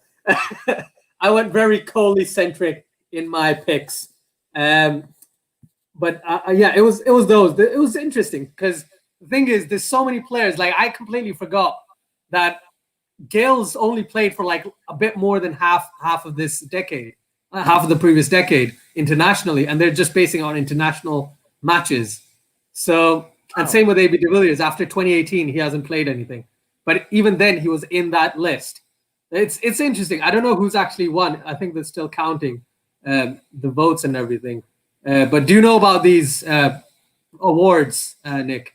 Yeah, I've heard a lot about it, and people always ask us, who do you pick, go vote, or whatever. I didn't want to because I haven't been watching it the whole decade. I don't think it's fair to people who have been watching it than I have, and I haven't even seen all the players yet. Holy cow. There's a little bit of life, not much, because, of course, there's a fielder right there. Yeah. And, of course, the free hit went for naught. I got a duck on that one. 6 for 51 in 9 overs. It's horrible. Is it over, Nick? I think it is. I'm not saying that, but The lady on the commentating booth, she said they're not going to win this match, so they're already calling it. It's horrible, but could they score 120 runs in 11 overs? Sure, they can. But it's not likely. It's very unlikely. Yeah, it's unlikely unless Renshaw does an AB de Villiers twofold. then that's possible for sure. Otherwise, it seems highly unlikely. Jahan says, my dad walked into Matt Renshaw in Sainsbury's when he was playing for Kent. He had a long chat with him. Apparently a really nice guy. That's nice. That's awesome. Yeah, Renshaw playing in the UK, wasn't he? No wonder I've heard his name. There you go. Wow, I cannot believe that. Wow. What happened? I'm not going to say it. I'm glad. I'm going to wait. Let's see what happens. I cannot believe that.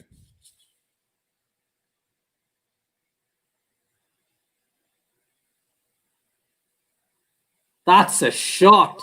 I can't believe it went out. I did not see it going that far off the bat. Yeah. That's just so sweetly hit. Can you see that stat? 2 4s and 2 6s in 10 overs. That's it.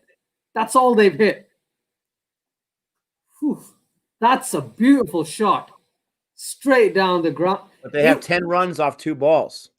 Yeah. Not yet, Parth. Me and Gabe couldn't get our schedules together today. I want to react to it with him. So not yet, but it's on our list, my friend. Unfortunately, we're already a few weeks behind on that one. They're asking who would be the – oh, there's actually a wide. They're asking who should be the Pakistan captain now. It'll probably be Shadab Khan, so he's the vice captain. So I'm assuming he's going to be having to do the captaincy role for the first time in New Zealand. That'll be fun. He's done a decent job domestically, so I have faith in his captaincy skills. So just let's see what happens. But this is the biggest blow. It's literally, Nick, you'd probably know this, but it's basically like losing Virat Kohli if the rest. It's Virat Kohli in RCB. Losing Virat Kohli in RCB. That's how you look at it. Not in India, because India's squad is absolutely stacked. But if Virat Kohli got injured in an RCB game, that's how much it would hurt Pakistan if Babar Azam doesn't play. Whew. Yeah, I am very interested. Not looking forward to, very interested to see how India does without Kohli when he takes his paternity leave. That's another 6. Yeah. Yes, I did. That's twice in a row. I didn't spoil it. I appreciate it very much. They still have no chance. This is the thing. They're almost at the same number of runs. They're almost at that bash boost. All they needed was 7 in that last ball. I'm going to spoil that one. They didn't get the 3, so they won't get the bash point. They were too shy. But still, that's a pretty good recovery if you completely disregard the wickets column. Yeah, the 6 wickets, and you got the tail enders and all that kind of stuff. I think. Do they have a Tawadia? No. Their Tawadia got out. His name was Rashid Khan. We'll surely lose. We will lose, but surely compete. There you go. I like that. Yeah. No, I'm interested to see what happens when they don't have. Have they announced who's going to replace Kohli and all that kind of stuff on his paternity leave? This is the thing, because they're taking such a big squad with them, right? When Virat Kohli leaves, they're going to use someone else from that squad, and Rohit Sharma will come in the 3rd test match if everything goes well moving forward. So the way I see it is... why wouldn't test match? Sorry, say that again? Why wouldn't Rohit come in the 2nd test match? Because I think Kohli's won, right? But his quarantine wouldn't be finished. Okay. So it's 14-day quarantine. Matt starts on the 26th. His quarantine will end on the 27th or 28th. But why can't they send him right now early and just be in the quarantine? They've just sent him. I think he's leaving today, which is the 13th, right? Okay. And he just passed the fitness test on the 11th or something like that. Quarantine makes it, man, that's crazy. That makes it so tough. Quarantine makes it so tough. But do you change your batting lineup just by taking Kohli out? because in a lot of sports, and I'll just say American sports because those are the most ones that I follow. You build around your superstars. You build around. You put a certain supporting cast based on how they play with that superstar. Yeah. Is there a chance that we see more than one guy change? Or are they just going to keep everyone the same and just bring in Rohit? Right. This is what I think they're going to do. Whatever side they go with in the first test match, in the second test match, they're going to replace Virat Kohli with someone like Hanuma Vihari, I think. And Hanuma Vihari is going to bat 6. Rahane is going to go to number 4 from number 5. And KL Rahul is going to bat 5. That's what I think. Because I think they're going to go open with Shubman Gill and Mayank Agarwal. They're not going to go KL Rahul to open.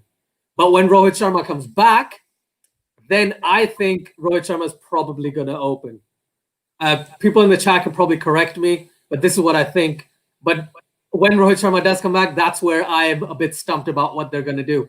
Because I think Vihari is such a good player, but he might be the one who has to sit out. Or maybe if they do take out someone like Shubman Gill I don't think Mayank Agarwal leaves the team.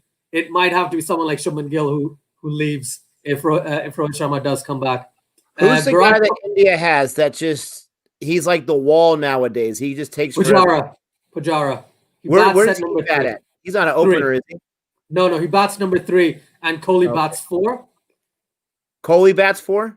Yeah. Is he does he have a completely different approach in tests, Kohli? Everyone has a different approach in tests, apart from people like Rishabh Pant. But the way oh, nice. Woo! I love it. But the way I see it is because he's got so much time, right?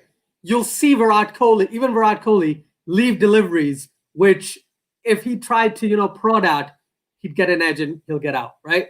So you'll see the strategic or much more intelligence being used in his batting. If the best, I don't know what example to use because you've probably not seen Virat Kohli bat in a test match properly yet live, have you? Just from the test series, but that's snippets.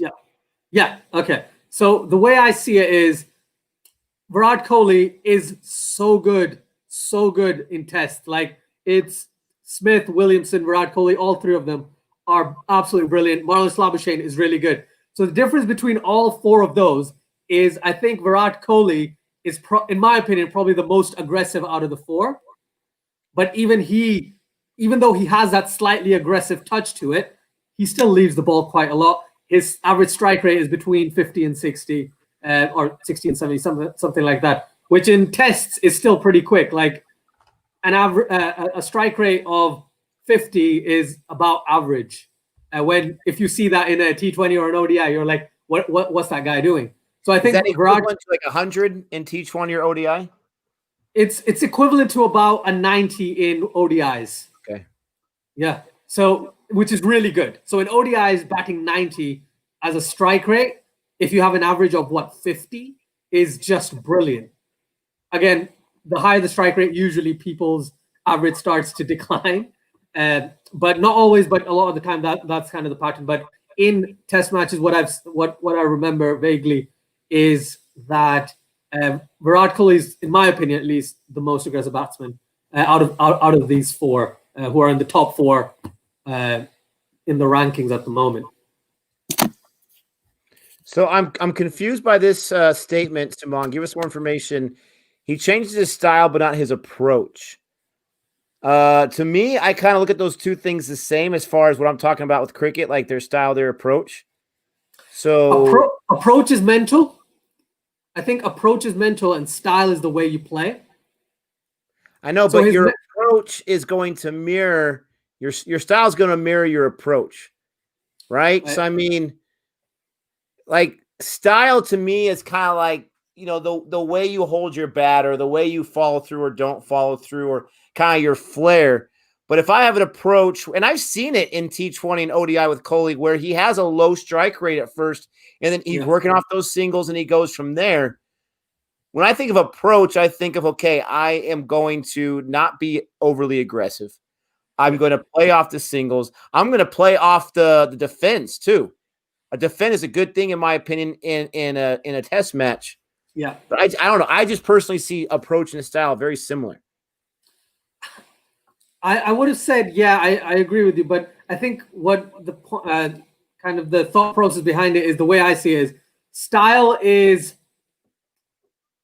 approach to me is always the mental side of it. The way, at least that's my understanding of it. That if I have an aggressive approach or if I have a positive approach, it'll be visible in the way I back. But the style would be that even when you're defending a delivery, you can still see that positive intent. You see what I mean?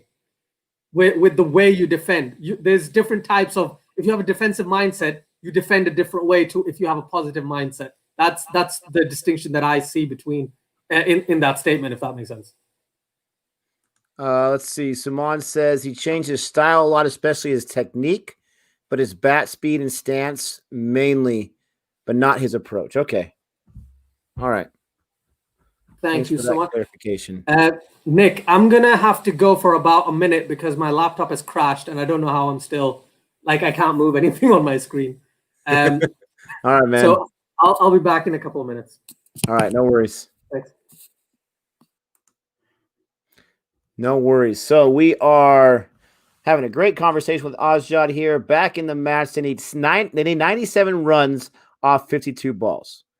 Strike rate of over 11. Is it going to happen? I'm not going to say it. It's unlikely.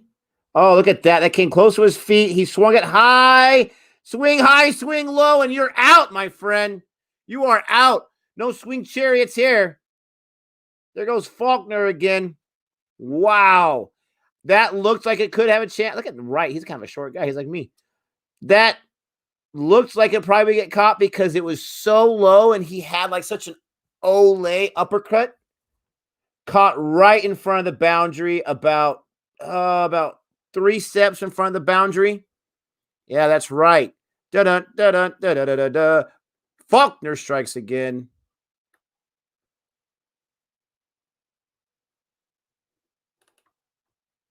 Yes, I agree, Mark. I completely agree. It's different in tests.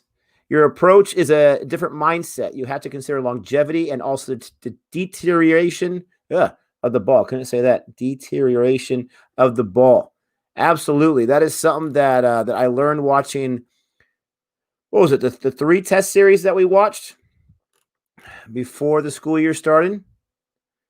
No problem, Ozjad. No problem at all. 7 wickets. I mean, this is ugly. If he would have just left that ball, it would have been a wide, in my opinion. I understand what he's doing. He thought he had a nice chance there, and he was close. He was very close. But now he's out, and that wicket's a huge wicket, closer to just tail enders. Oh, man. Peter Siddle now, I'm not sure how good of a batsman he is. I'm sure he's probably had a few good performances in his day. But he is, their 9th batsman, so he can't be too amazing.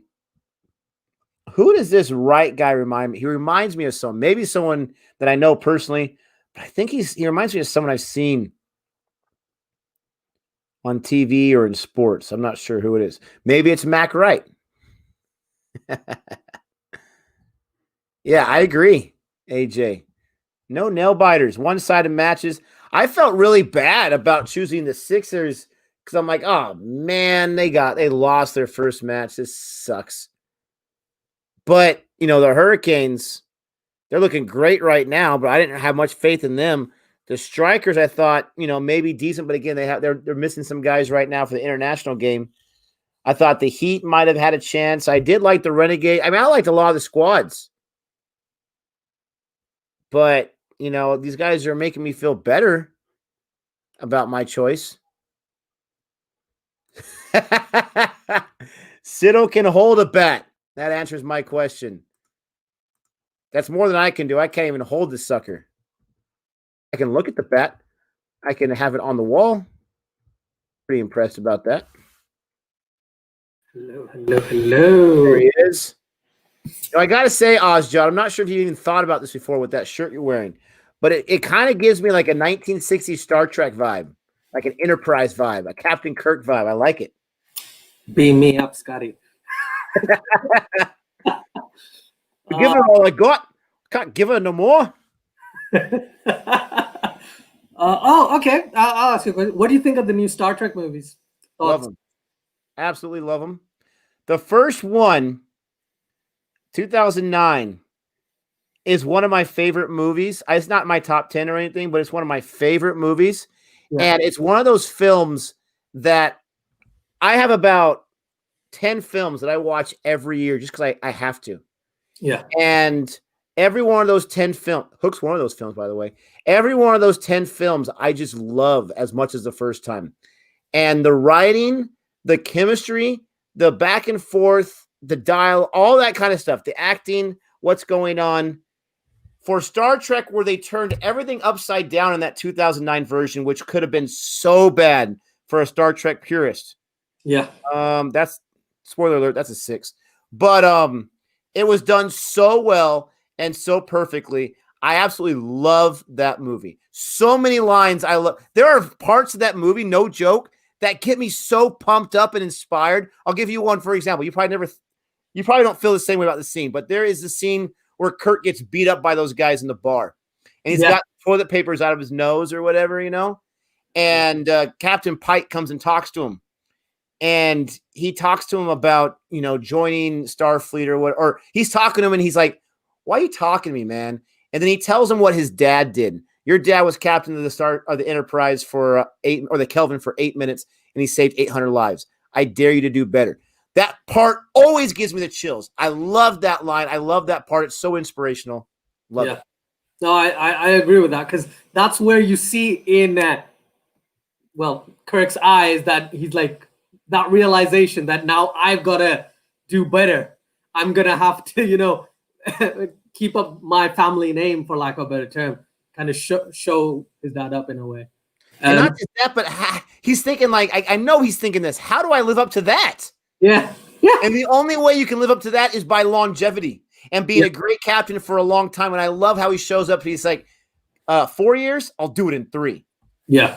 I just love his attitude. He comes in and he sees those guys who beat him up. He's like, at ease, gentlemen. I mean, there's so many great things about it. Bones, for me, is one of those characters that sometimes I love. Sometimes he's a little over the top. The second movie, people crap on. People take big poopies on top of, and they don't like it. I love Star Trek Into Darkness. Absolutely love it. I can watch it time and time again. And the third one, I think, is even better than the second one. The third one is so different than the first two. I just love every single one of them. I'm ticked off that basically they're going to stop. They were going to do a fourth one. They're going to bring back Chris Hemsworth. They're going to bring back the dad in some way. And because of money with the third one, didn't work out. I love those movies. This is the thing. I'm not a fan of the new Star Wars trilogy, but the Star Trek, like these three, the new movies, I really enjoyed as well. Like in the first one, that scene where you find out that the original Spock is alive, that entire, it just worked. Things started to connect, and I was like, this makes so much sense now. And then with that entire reveal of Khan and that admiral, I can't remember that entire scene when he actually flies in. I actually watched it last week with my dad, so that's why I've got it in my memory. One, right? Into Darkness? Yeah, Into Darkness. That the admiral just comes in and he's like, you've got your, why are you here, or have you killed him, or whatever, something like that. And he's like, you're here to help us out, right? He's like, yeah, I'm here to help you. Do you have Khan? Like, yeah, we have him in our jail. He's like, you were supposed to kill him. And then that dichotomy starts working out so well. And the third one, what's his name? Oh, I keep forgetting his name. Idris Elba. Ooh. Oh yeah. I can't remember his name in the movie, but yeah, fantastic. I didn't see that coming. I didn't see the Khan coming whatsoever. That was a really cool one. And luckily for me, I like the older ones, so I've seen the Wrath of Khan. I've seen how Khan, he is one of the best villains of all time. Yeah. Guy wreaked so much havoc. This guy brings our heroes to their knees. And so, okay, best scene in Into Darkness. Another scene that gives me the chills, makes me almost cry almost. I love it, gets me so pumped up, is when, in Wrath of Khan, spoilers for everyone, Spock dies, Khan, right? They flip it Into Darkness. Kirk dies, and Spock, Khan, right? And so they find out where he's at. And you see, first of all, you see Zachary Quinto just running like Spock would run. It's fantastic. But he catches up to him. He's fighting him. He's beating him to a bloody pulp, about to kill him. And then his girlfriend shows up, Uhura. She shows up and she says, "We need him to save Kirk." And then he just turns around. He just stops right away and then knocks him out. That gives me the chills. But also when he finds out that they know where Abraham's at, where they know where Khan's at. Yeah. He looks to his girlfriend. She's like, "Go get him." Oh, that pumps me up every single time. I love it. The music in the background as well. It just raises up slowly. And as soon as she said, "Go get him," it's like, yeah, there you go. That's what I've been waiting for. I don't know how more people don't talk about that scene. It's not cheesy. It's completely perfect. It's so awesome. 8 for 93, by the way. 13.1 overs. Faulkner takes another one. 3 for 12 in his 3.1 overs. Whew. Oh, my goodness. I think today was not the greatest day to support Adelaide Strikers, I think. You think so? Yeah. It's a pretty safe bet. They need 12 and over, and they have 2 wickets left. We can do it, man. We can get a double per. Oh, goodness. Guess what, ladies and gentlemen? 9:59 my time. It's almost 10 o'clock. It's over. And he smashes it down the ground, and that is 2 runs. That was anticlimactic. Oh, are they going to get another 2 runs here? I'm ahead of you, maybe? Nah, they're not going to stretch it. Right, there you go. That's the news everyone's been talking about. Babar Azam ruled out of T20s. Doesn't that suck when a fan like yourself is so excited that New Zealand's not bringing their full arsenal, and then it's like, oh, not so fast? Yeah, ruled out of action for 12 days. What is it, 13? So he should be fit, ideally, for the test match day 1, but T20s, he's completely out.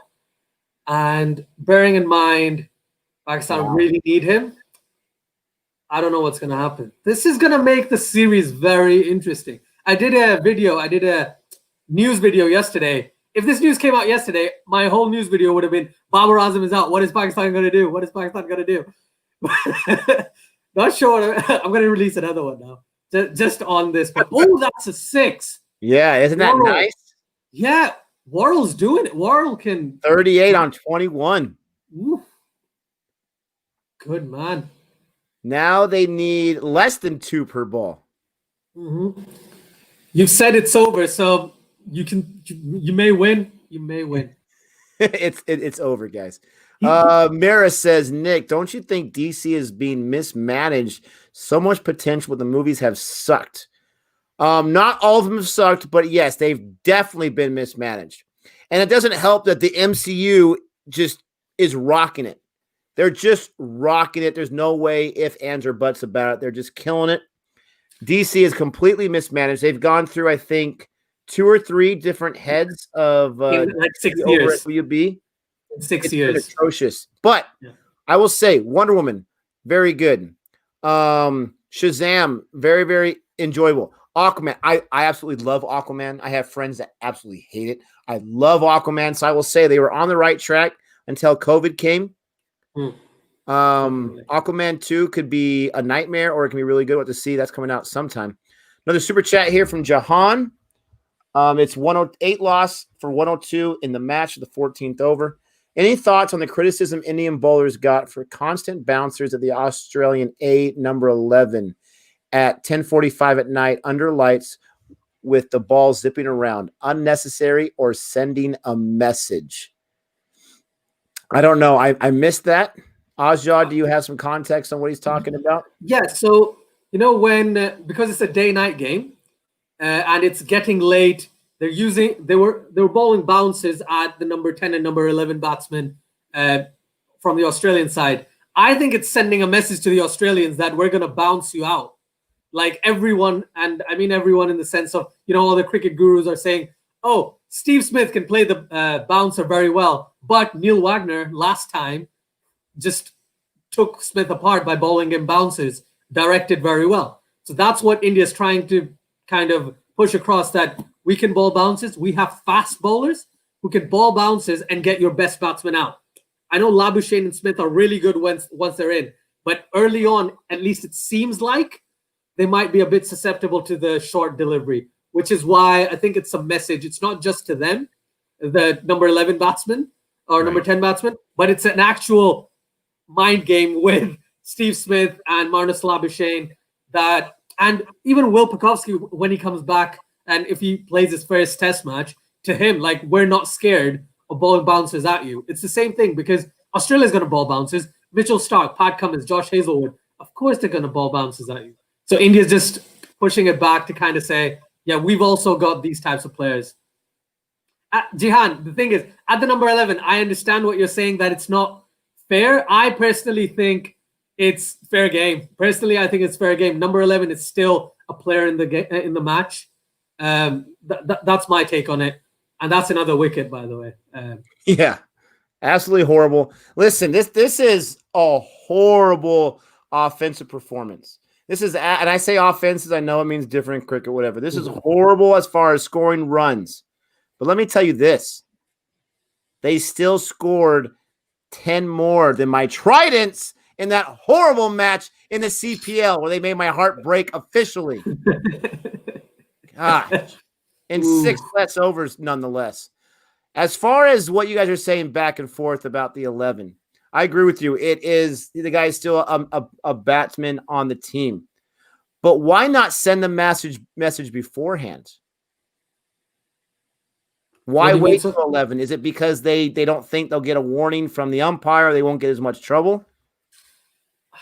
That's a good point. I don't really know, because the way I see it is it's just sending a message in the sense to say, yeah, we can ball bounces at you too. But at the same time, they could have done it to the number 3 batsman. They could have done it to the number 4. They could have done it to the number 5. I think the idea is that because it's night, it's a lot harder to see. And if you're bowling bounces at a person who's not really a batsman, is he? He's a bowler. He's batting at number 11 because he's a bowler. So if you ball bounces at that guy, he's not going to be as fluent in hitting it or dodging it, and he'll get hit on the head.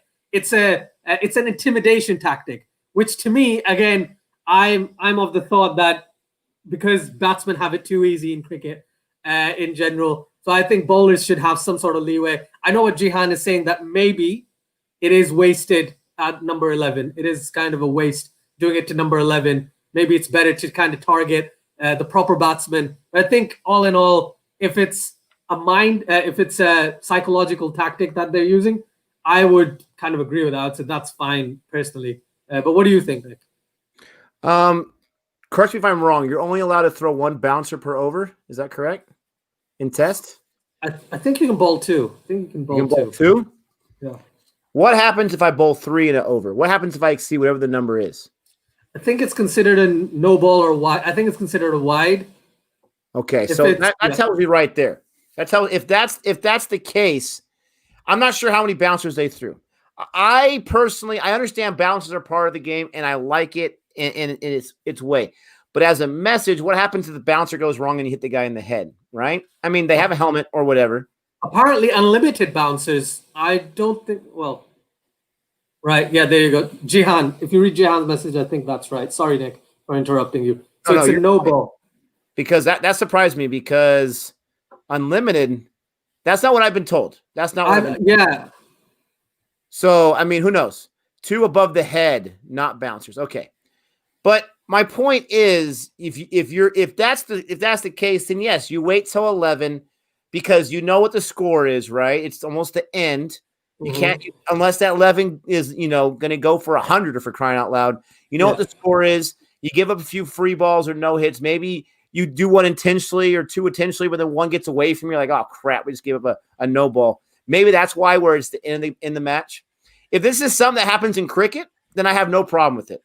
I have no problem, because in baseball, you send messages as well. And it sometimes is towards people's heads. Usually they're not trying to aim at the head. Usually it's the thigh or it's the hip.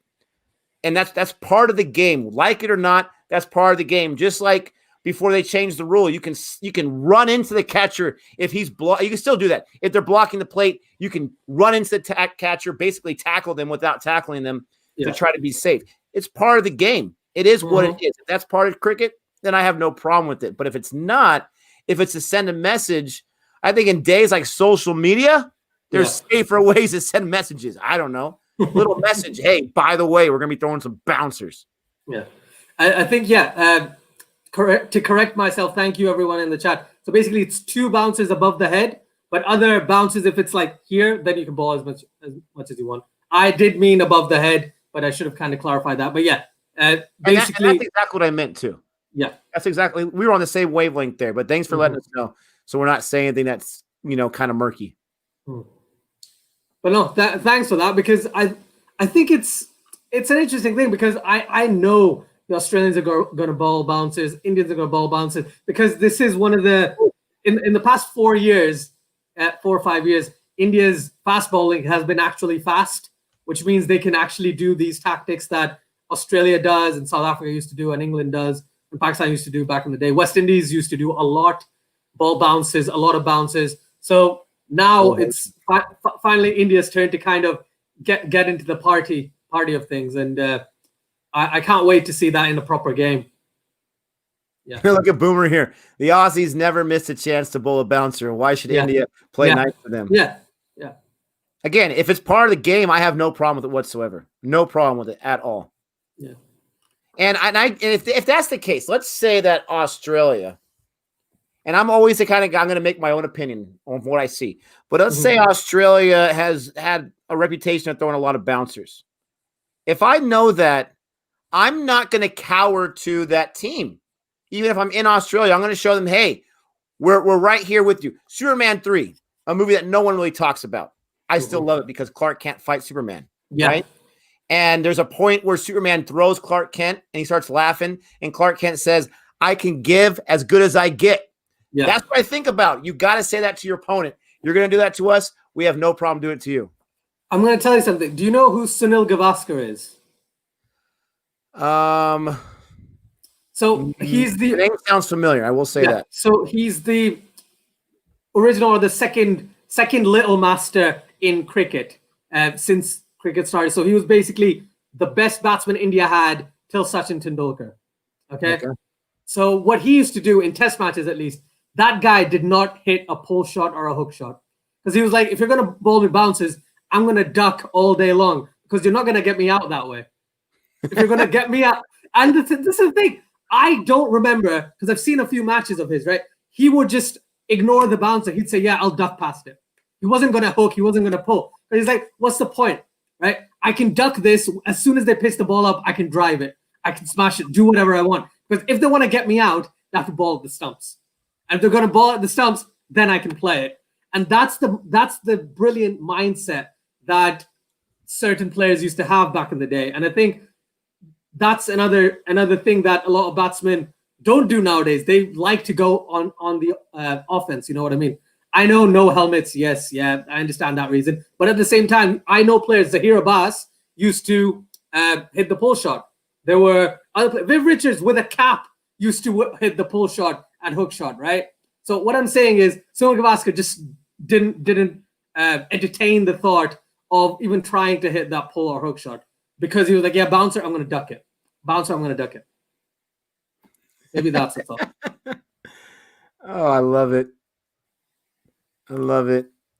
Oh, man. I had something to say with that, but I totally forgot of it. The OG little master. Man, I mean, I do like that Adelaide is putting up a fight here. I do. They need 57 on 24. They need a run rate of 14 for crying out loud. They were hitting some boundaries, but now it's slowed down once again off Ellis here.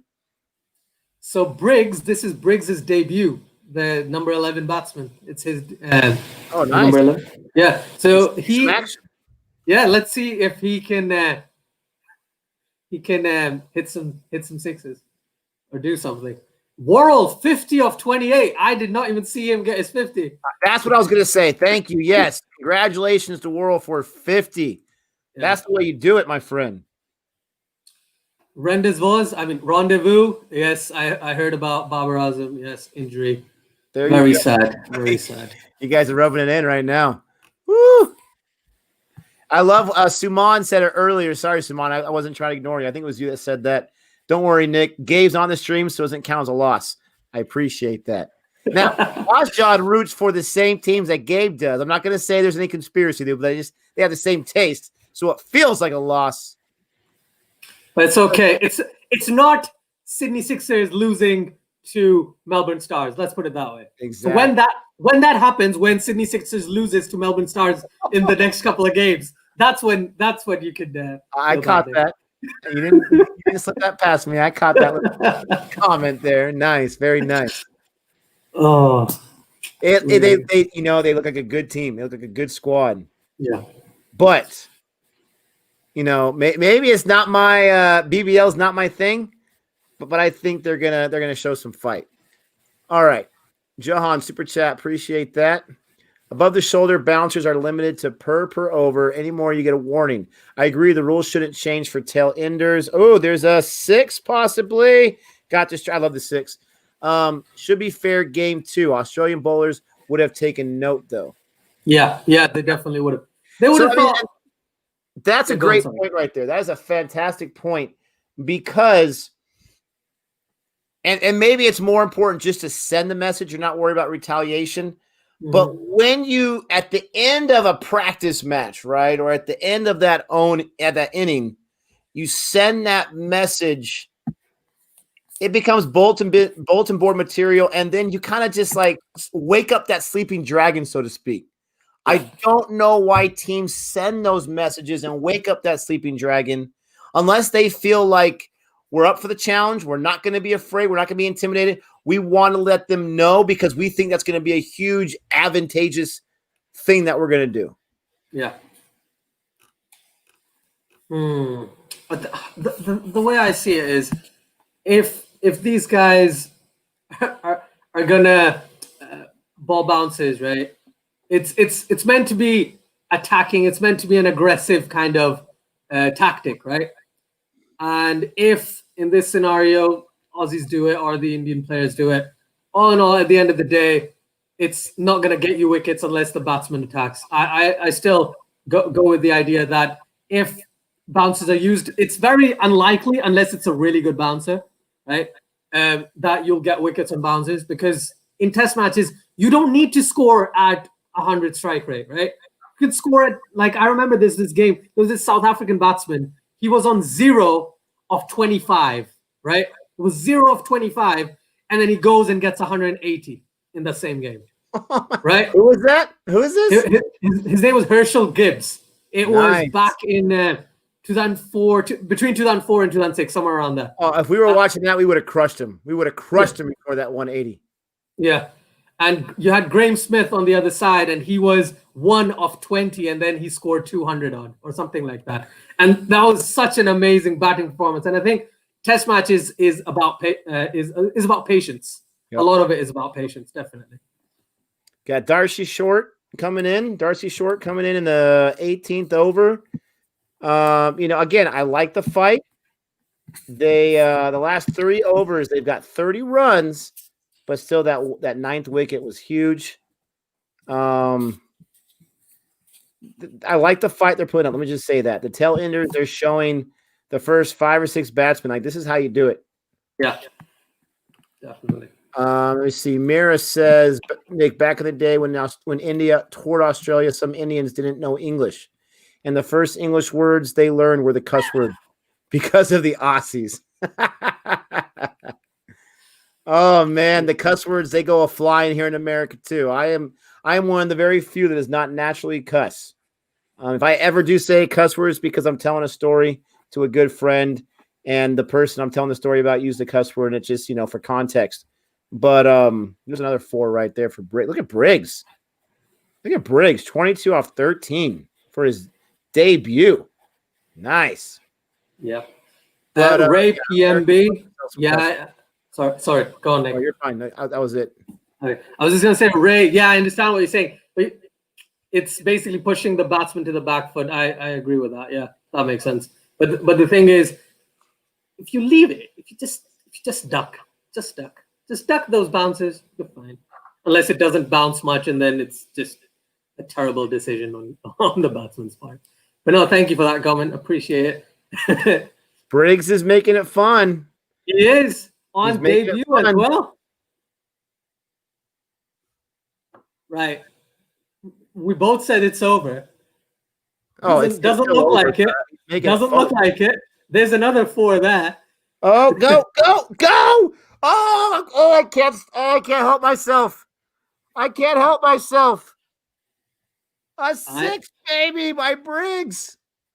Right. Oh my! I just had the second reverse sweeps 4, so I think I'm gonna get a 6 Oh, shortly as well. Oh my goodness gracious! Oof. He's making it exciting. Okay, I'm gonna ask you a question, Nick, which you may not know the answer to, but I'm gonna ask you anyway. I probably don't, but go for it. Why is short bowling? Why is I would think that they felt very good about their lead, that they want to save their other arms on over. Those 6 balls are really important to them, and that maybe they got a little overconfident. I don't know. Yeah. Laughter Express, Tewatia, Australian version. Yep, that's what it's looking like. 32 off 15. 32 off 15. Oh my goodness. Right, finally. I'm guessing that you're able to find it. That's cool. The match, that is. 17 runs. Woo! 26 needed off 12. That is so possible now. That is very possible. I'm gonna keep saying it. There's no chance because it's getting closer and closer. Super over? Super over? Oh, that would be fantastic. Oh goodness.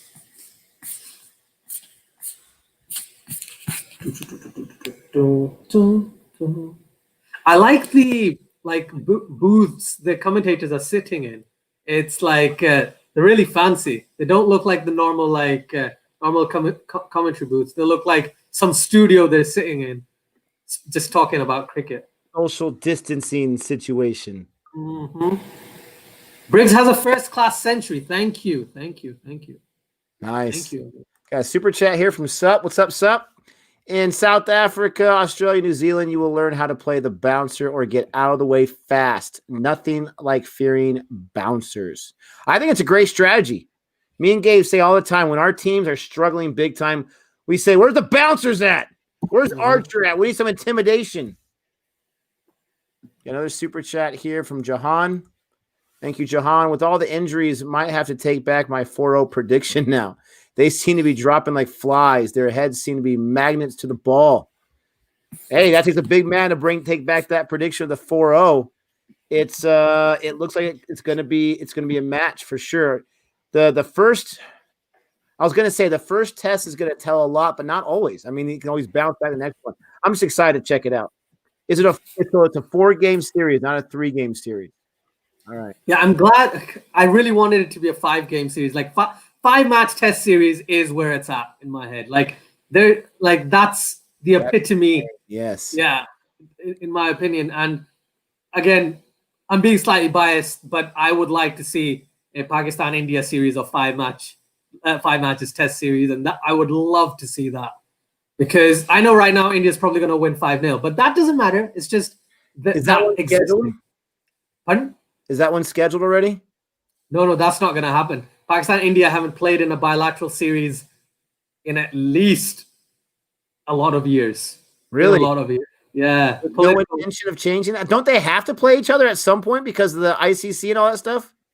Nope. They only play each other in tournaments right now. So wow. Asia Cup and World Cups. Is that because they're afraid of security? It's more to do with political animosities. There was one point where they were like, yeah, this series might go ahead. And then that series didn't happen. And please, in the chat, correct me. Last bilateral, thank you so much, was in 2012. Wow. Yeah. Is that because they figured 2012 was the end of the world anyway, so it didn't matter? Oh, man. They're not scoring any runs now. They need 23 off 8 balls. Mm-hmm. Worrell is just, I think he's exhausted. Ellis is bowling some really good Yorkers, though, must say. I don't want to give any credit to the bowlers. You know me. There we go. There's a 4. But no, yeah, it's that's what I want.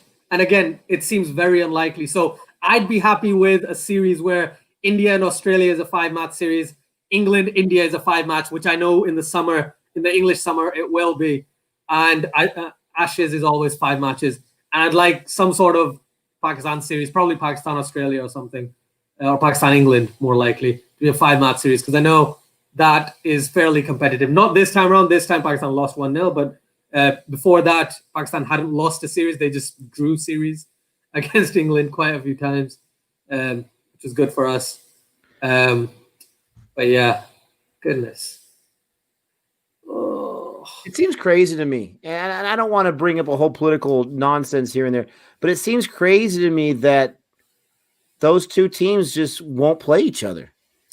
It's genuinely like ask any Pakistani, ask any Indian, they will tell you the players want to play with each other or against each other, but due to whatever political things going on, they just can't. I've heard an interview where Virat Kohli said, if it was possible, I would love to bat with Babar Azam in the same team.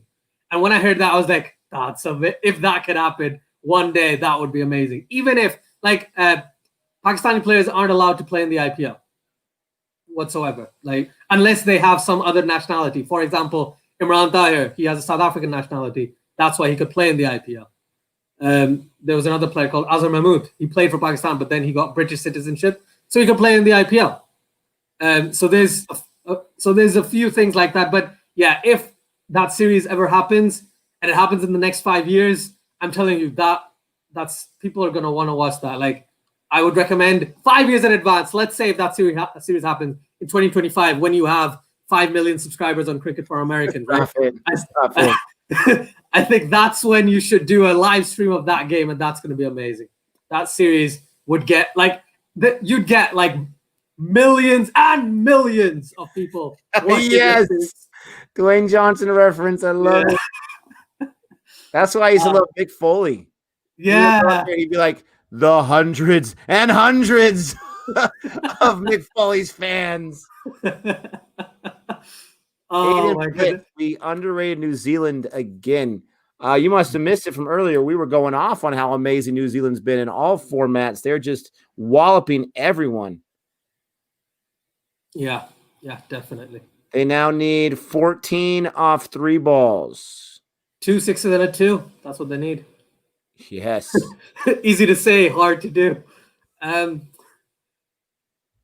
was thinking, what was it? Oh, I forgot. There was another The Rock reference that came into my head.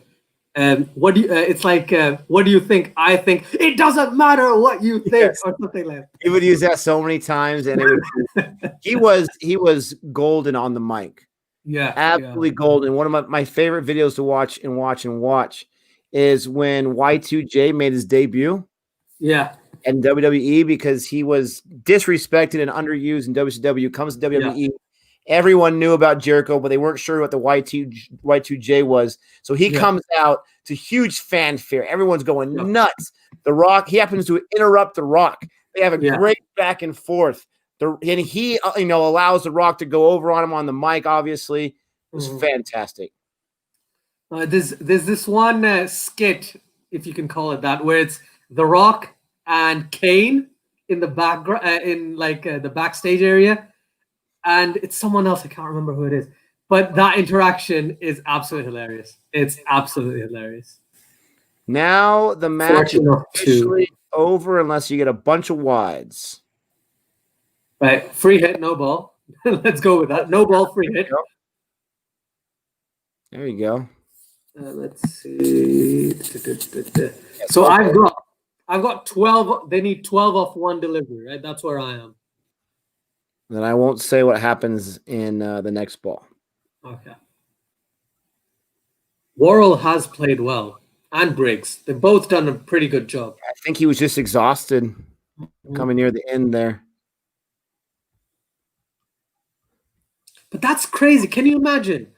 They were 99 for 7 or 8, right? They were worlds behind. Yeah, and they only lose by 11?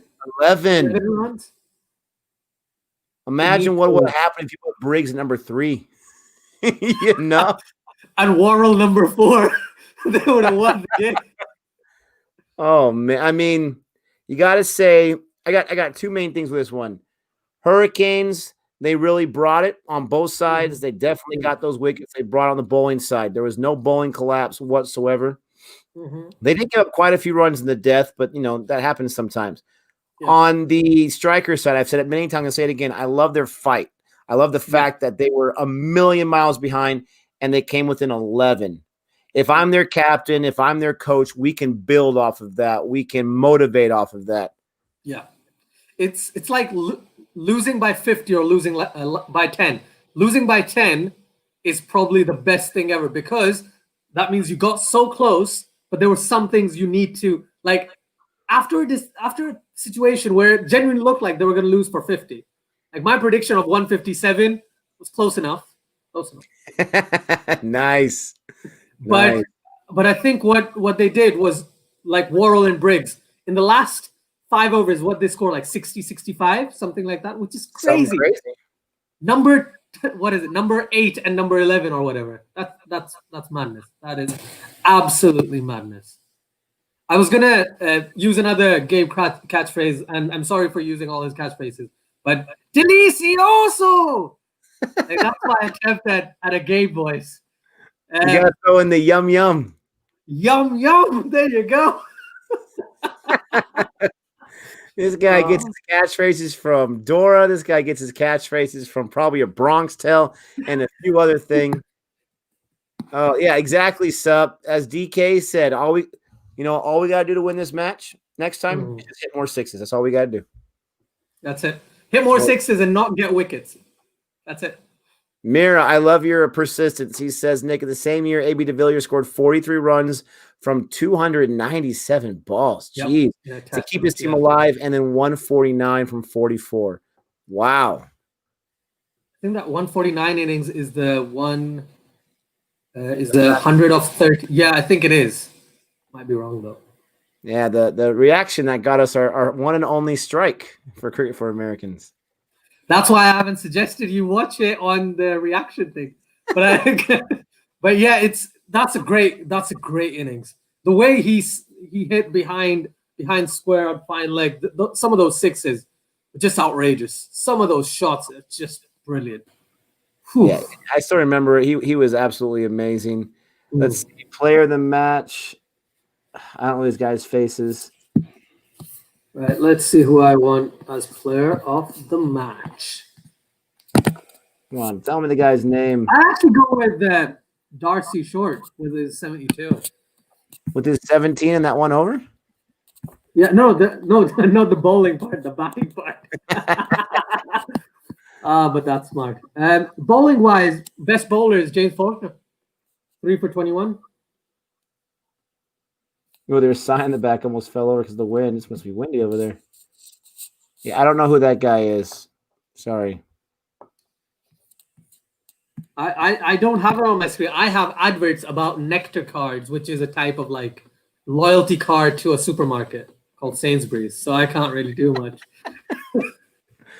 Oh man, that's awesome. Yeah, Darcy Short is 72. Will Jacks 34 off 25. Wes Agar 2 and 28. Peter Siddle 1 wicket, 29 runs. Worrell was 62. Danny Briggs 36 off 18. Strike rate of 200. Wow. Brilliant. Now the question is, fluke or not fluke at all? I'd say they use their brains rather than just trying to whack the ball like some of the other batsmen did. Let's hope it's not a fluke for strikers' sake, but for my sake, I hope it is a fluke. Next time they all get ducks. I love his picture. It's really small, but he's got quite the photogenic smile. I love it. Danny Briggs on debut as well. Oof. Well, guys and girls, thank you so much for checking us out today. Thank you, Ozjod, for showing up. I'm going to go ahead and end this stream. We got almost 2 hours and 20 minutes. Gabe says that he will be streaming the next match. And Ozjod, as always, you're always welcome. I'll let him send you that link. if you're, I know it's your, it's your Sunday, you got some things going on, but thanks so much for joining. Guys, this was a great match. They finally, made it interesting those last 5 overs, but the Hurricanes bowling was just too much. It was delicious. No, I'm kidding. It was great. It was great. It was a great match. One thing, I love the fight back by Briggs and Worrell at the end. It was great. And one thing I'm really impressed by was that fight back, because they looked dead and buried at the 12th, 13 over mark. I thought, oh, they're going to lose by 50 runs. But great comeback. Hurricanes, I love Darcy Short's backing against Rashid Khan. That over made the night for me. Like, I was just so glad to see that happen, because you don't see it happen often. You don't see Rashid Khan go for anything above like 10 in 1 over. Like, even that is a rarity, So it was great. It was great. Yeah, I mean, though you get 20 or more, that's great. It's funny when I look at the stats for these test match and these economy rates of like 2 and 3, and I'm just like, oh my god, I've seen too much T20, because that just seems unbelievable to me.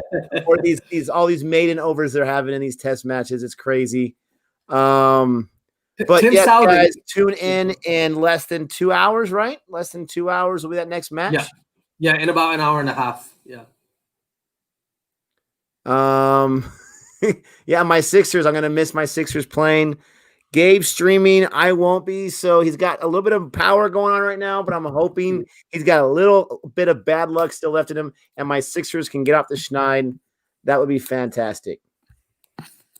Ooh, I don't know what's gonna happen, Nick. I'm going with Renegades against the Sixers. Obviously, of course you are. Of course you are.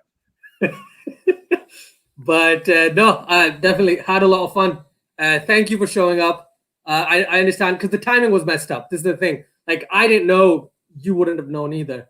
So thank you for showing up earlier. I wasn't expecting you this early, so I'm glad you came on. It was a joy and pleasure to join you here. Honestly, I would have came on earlier. I was planned for 9, so I'll make sure I check the times next time. But I appreciate it as always. Guys, thank you so much as always. You guys are the best. Thanks for hanging out with us. And until next time. That's 6 runs.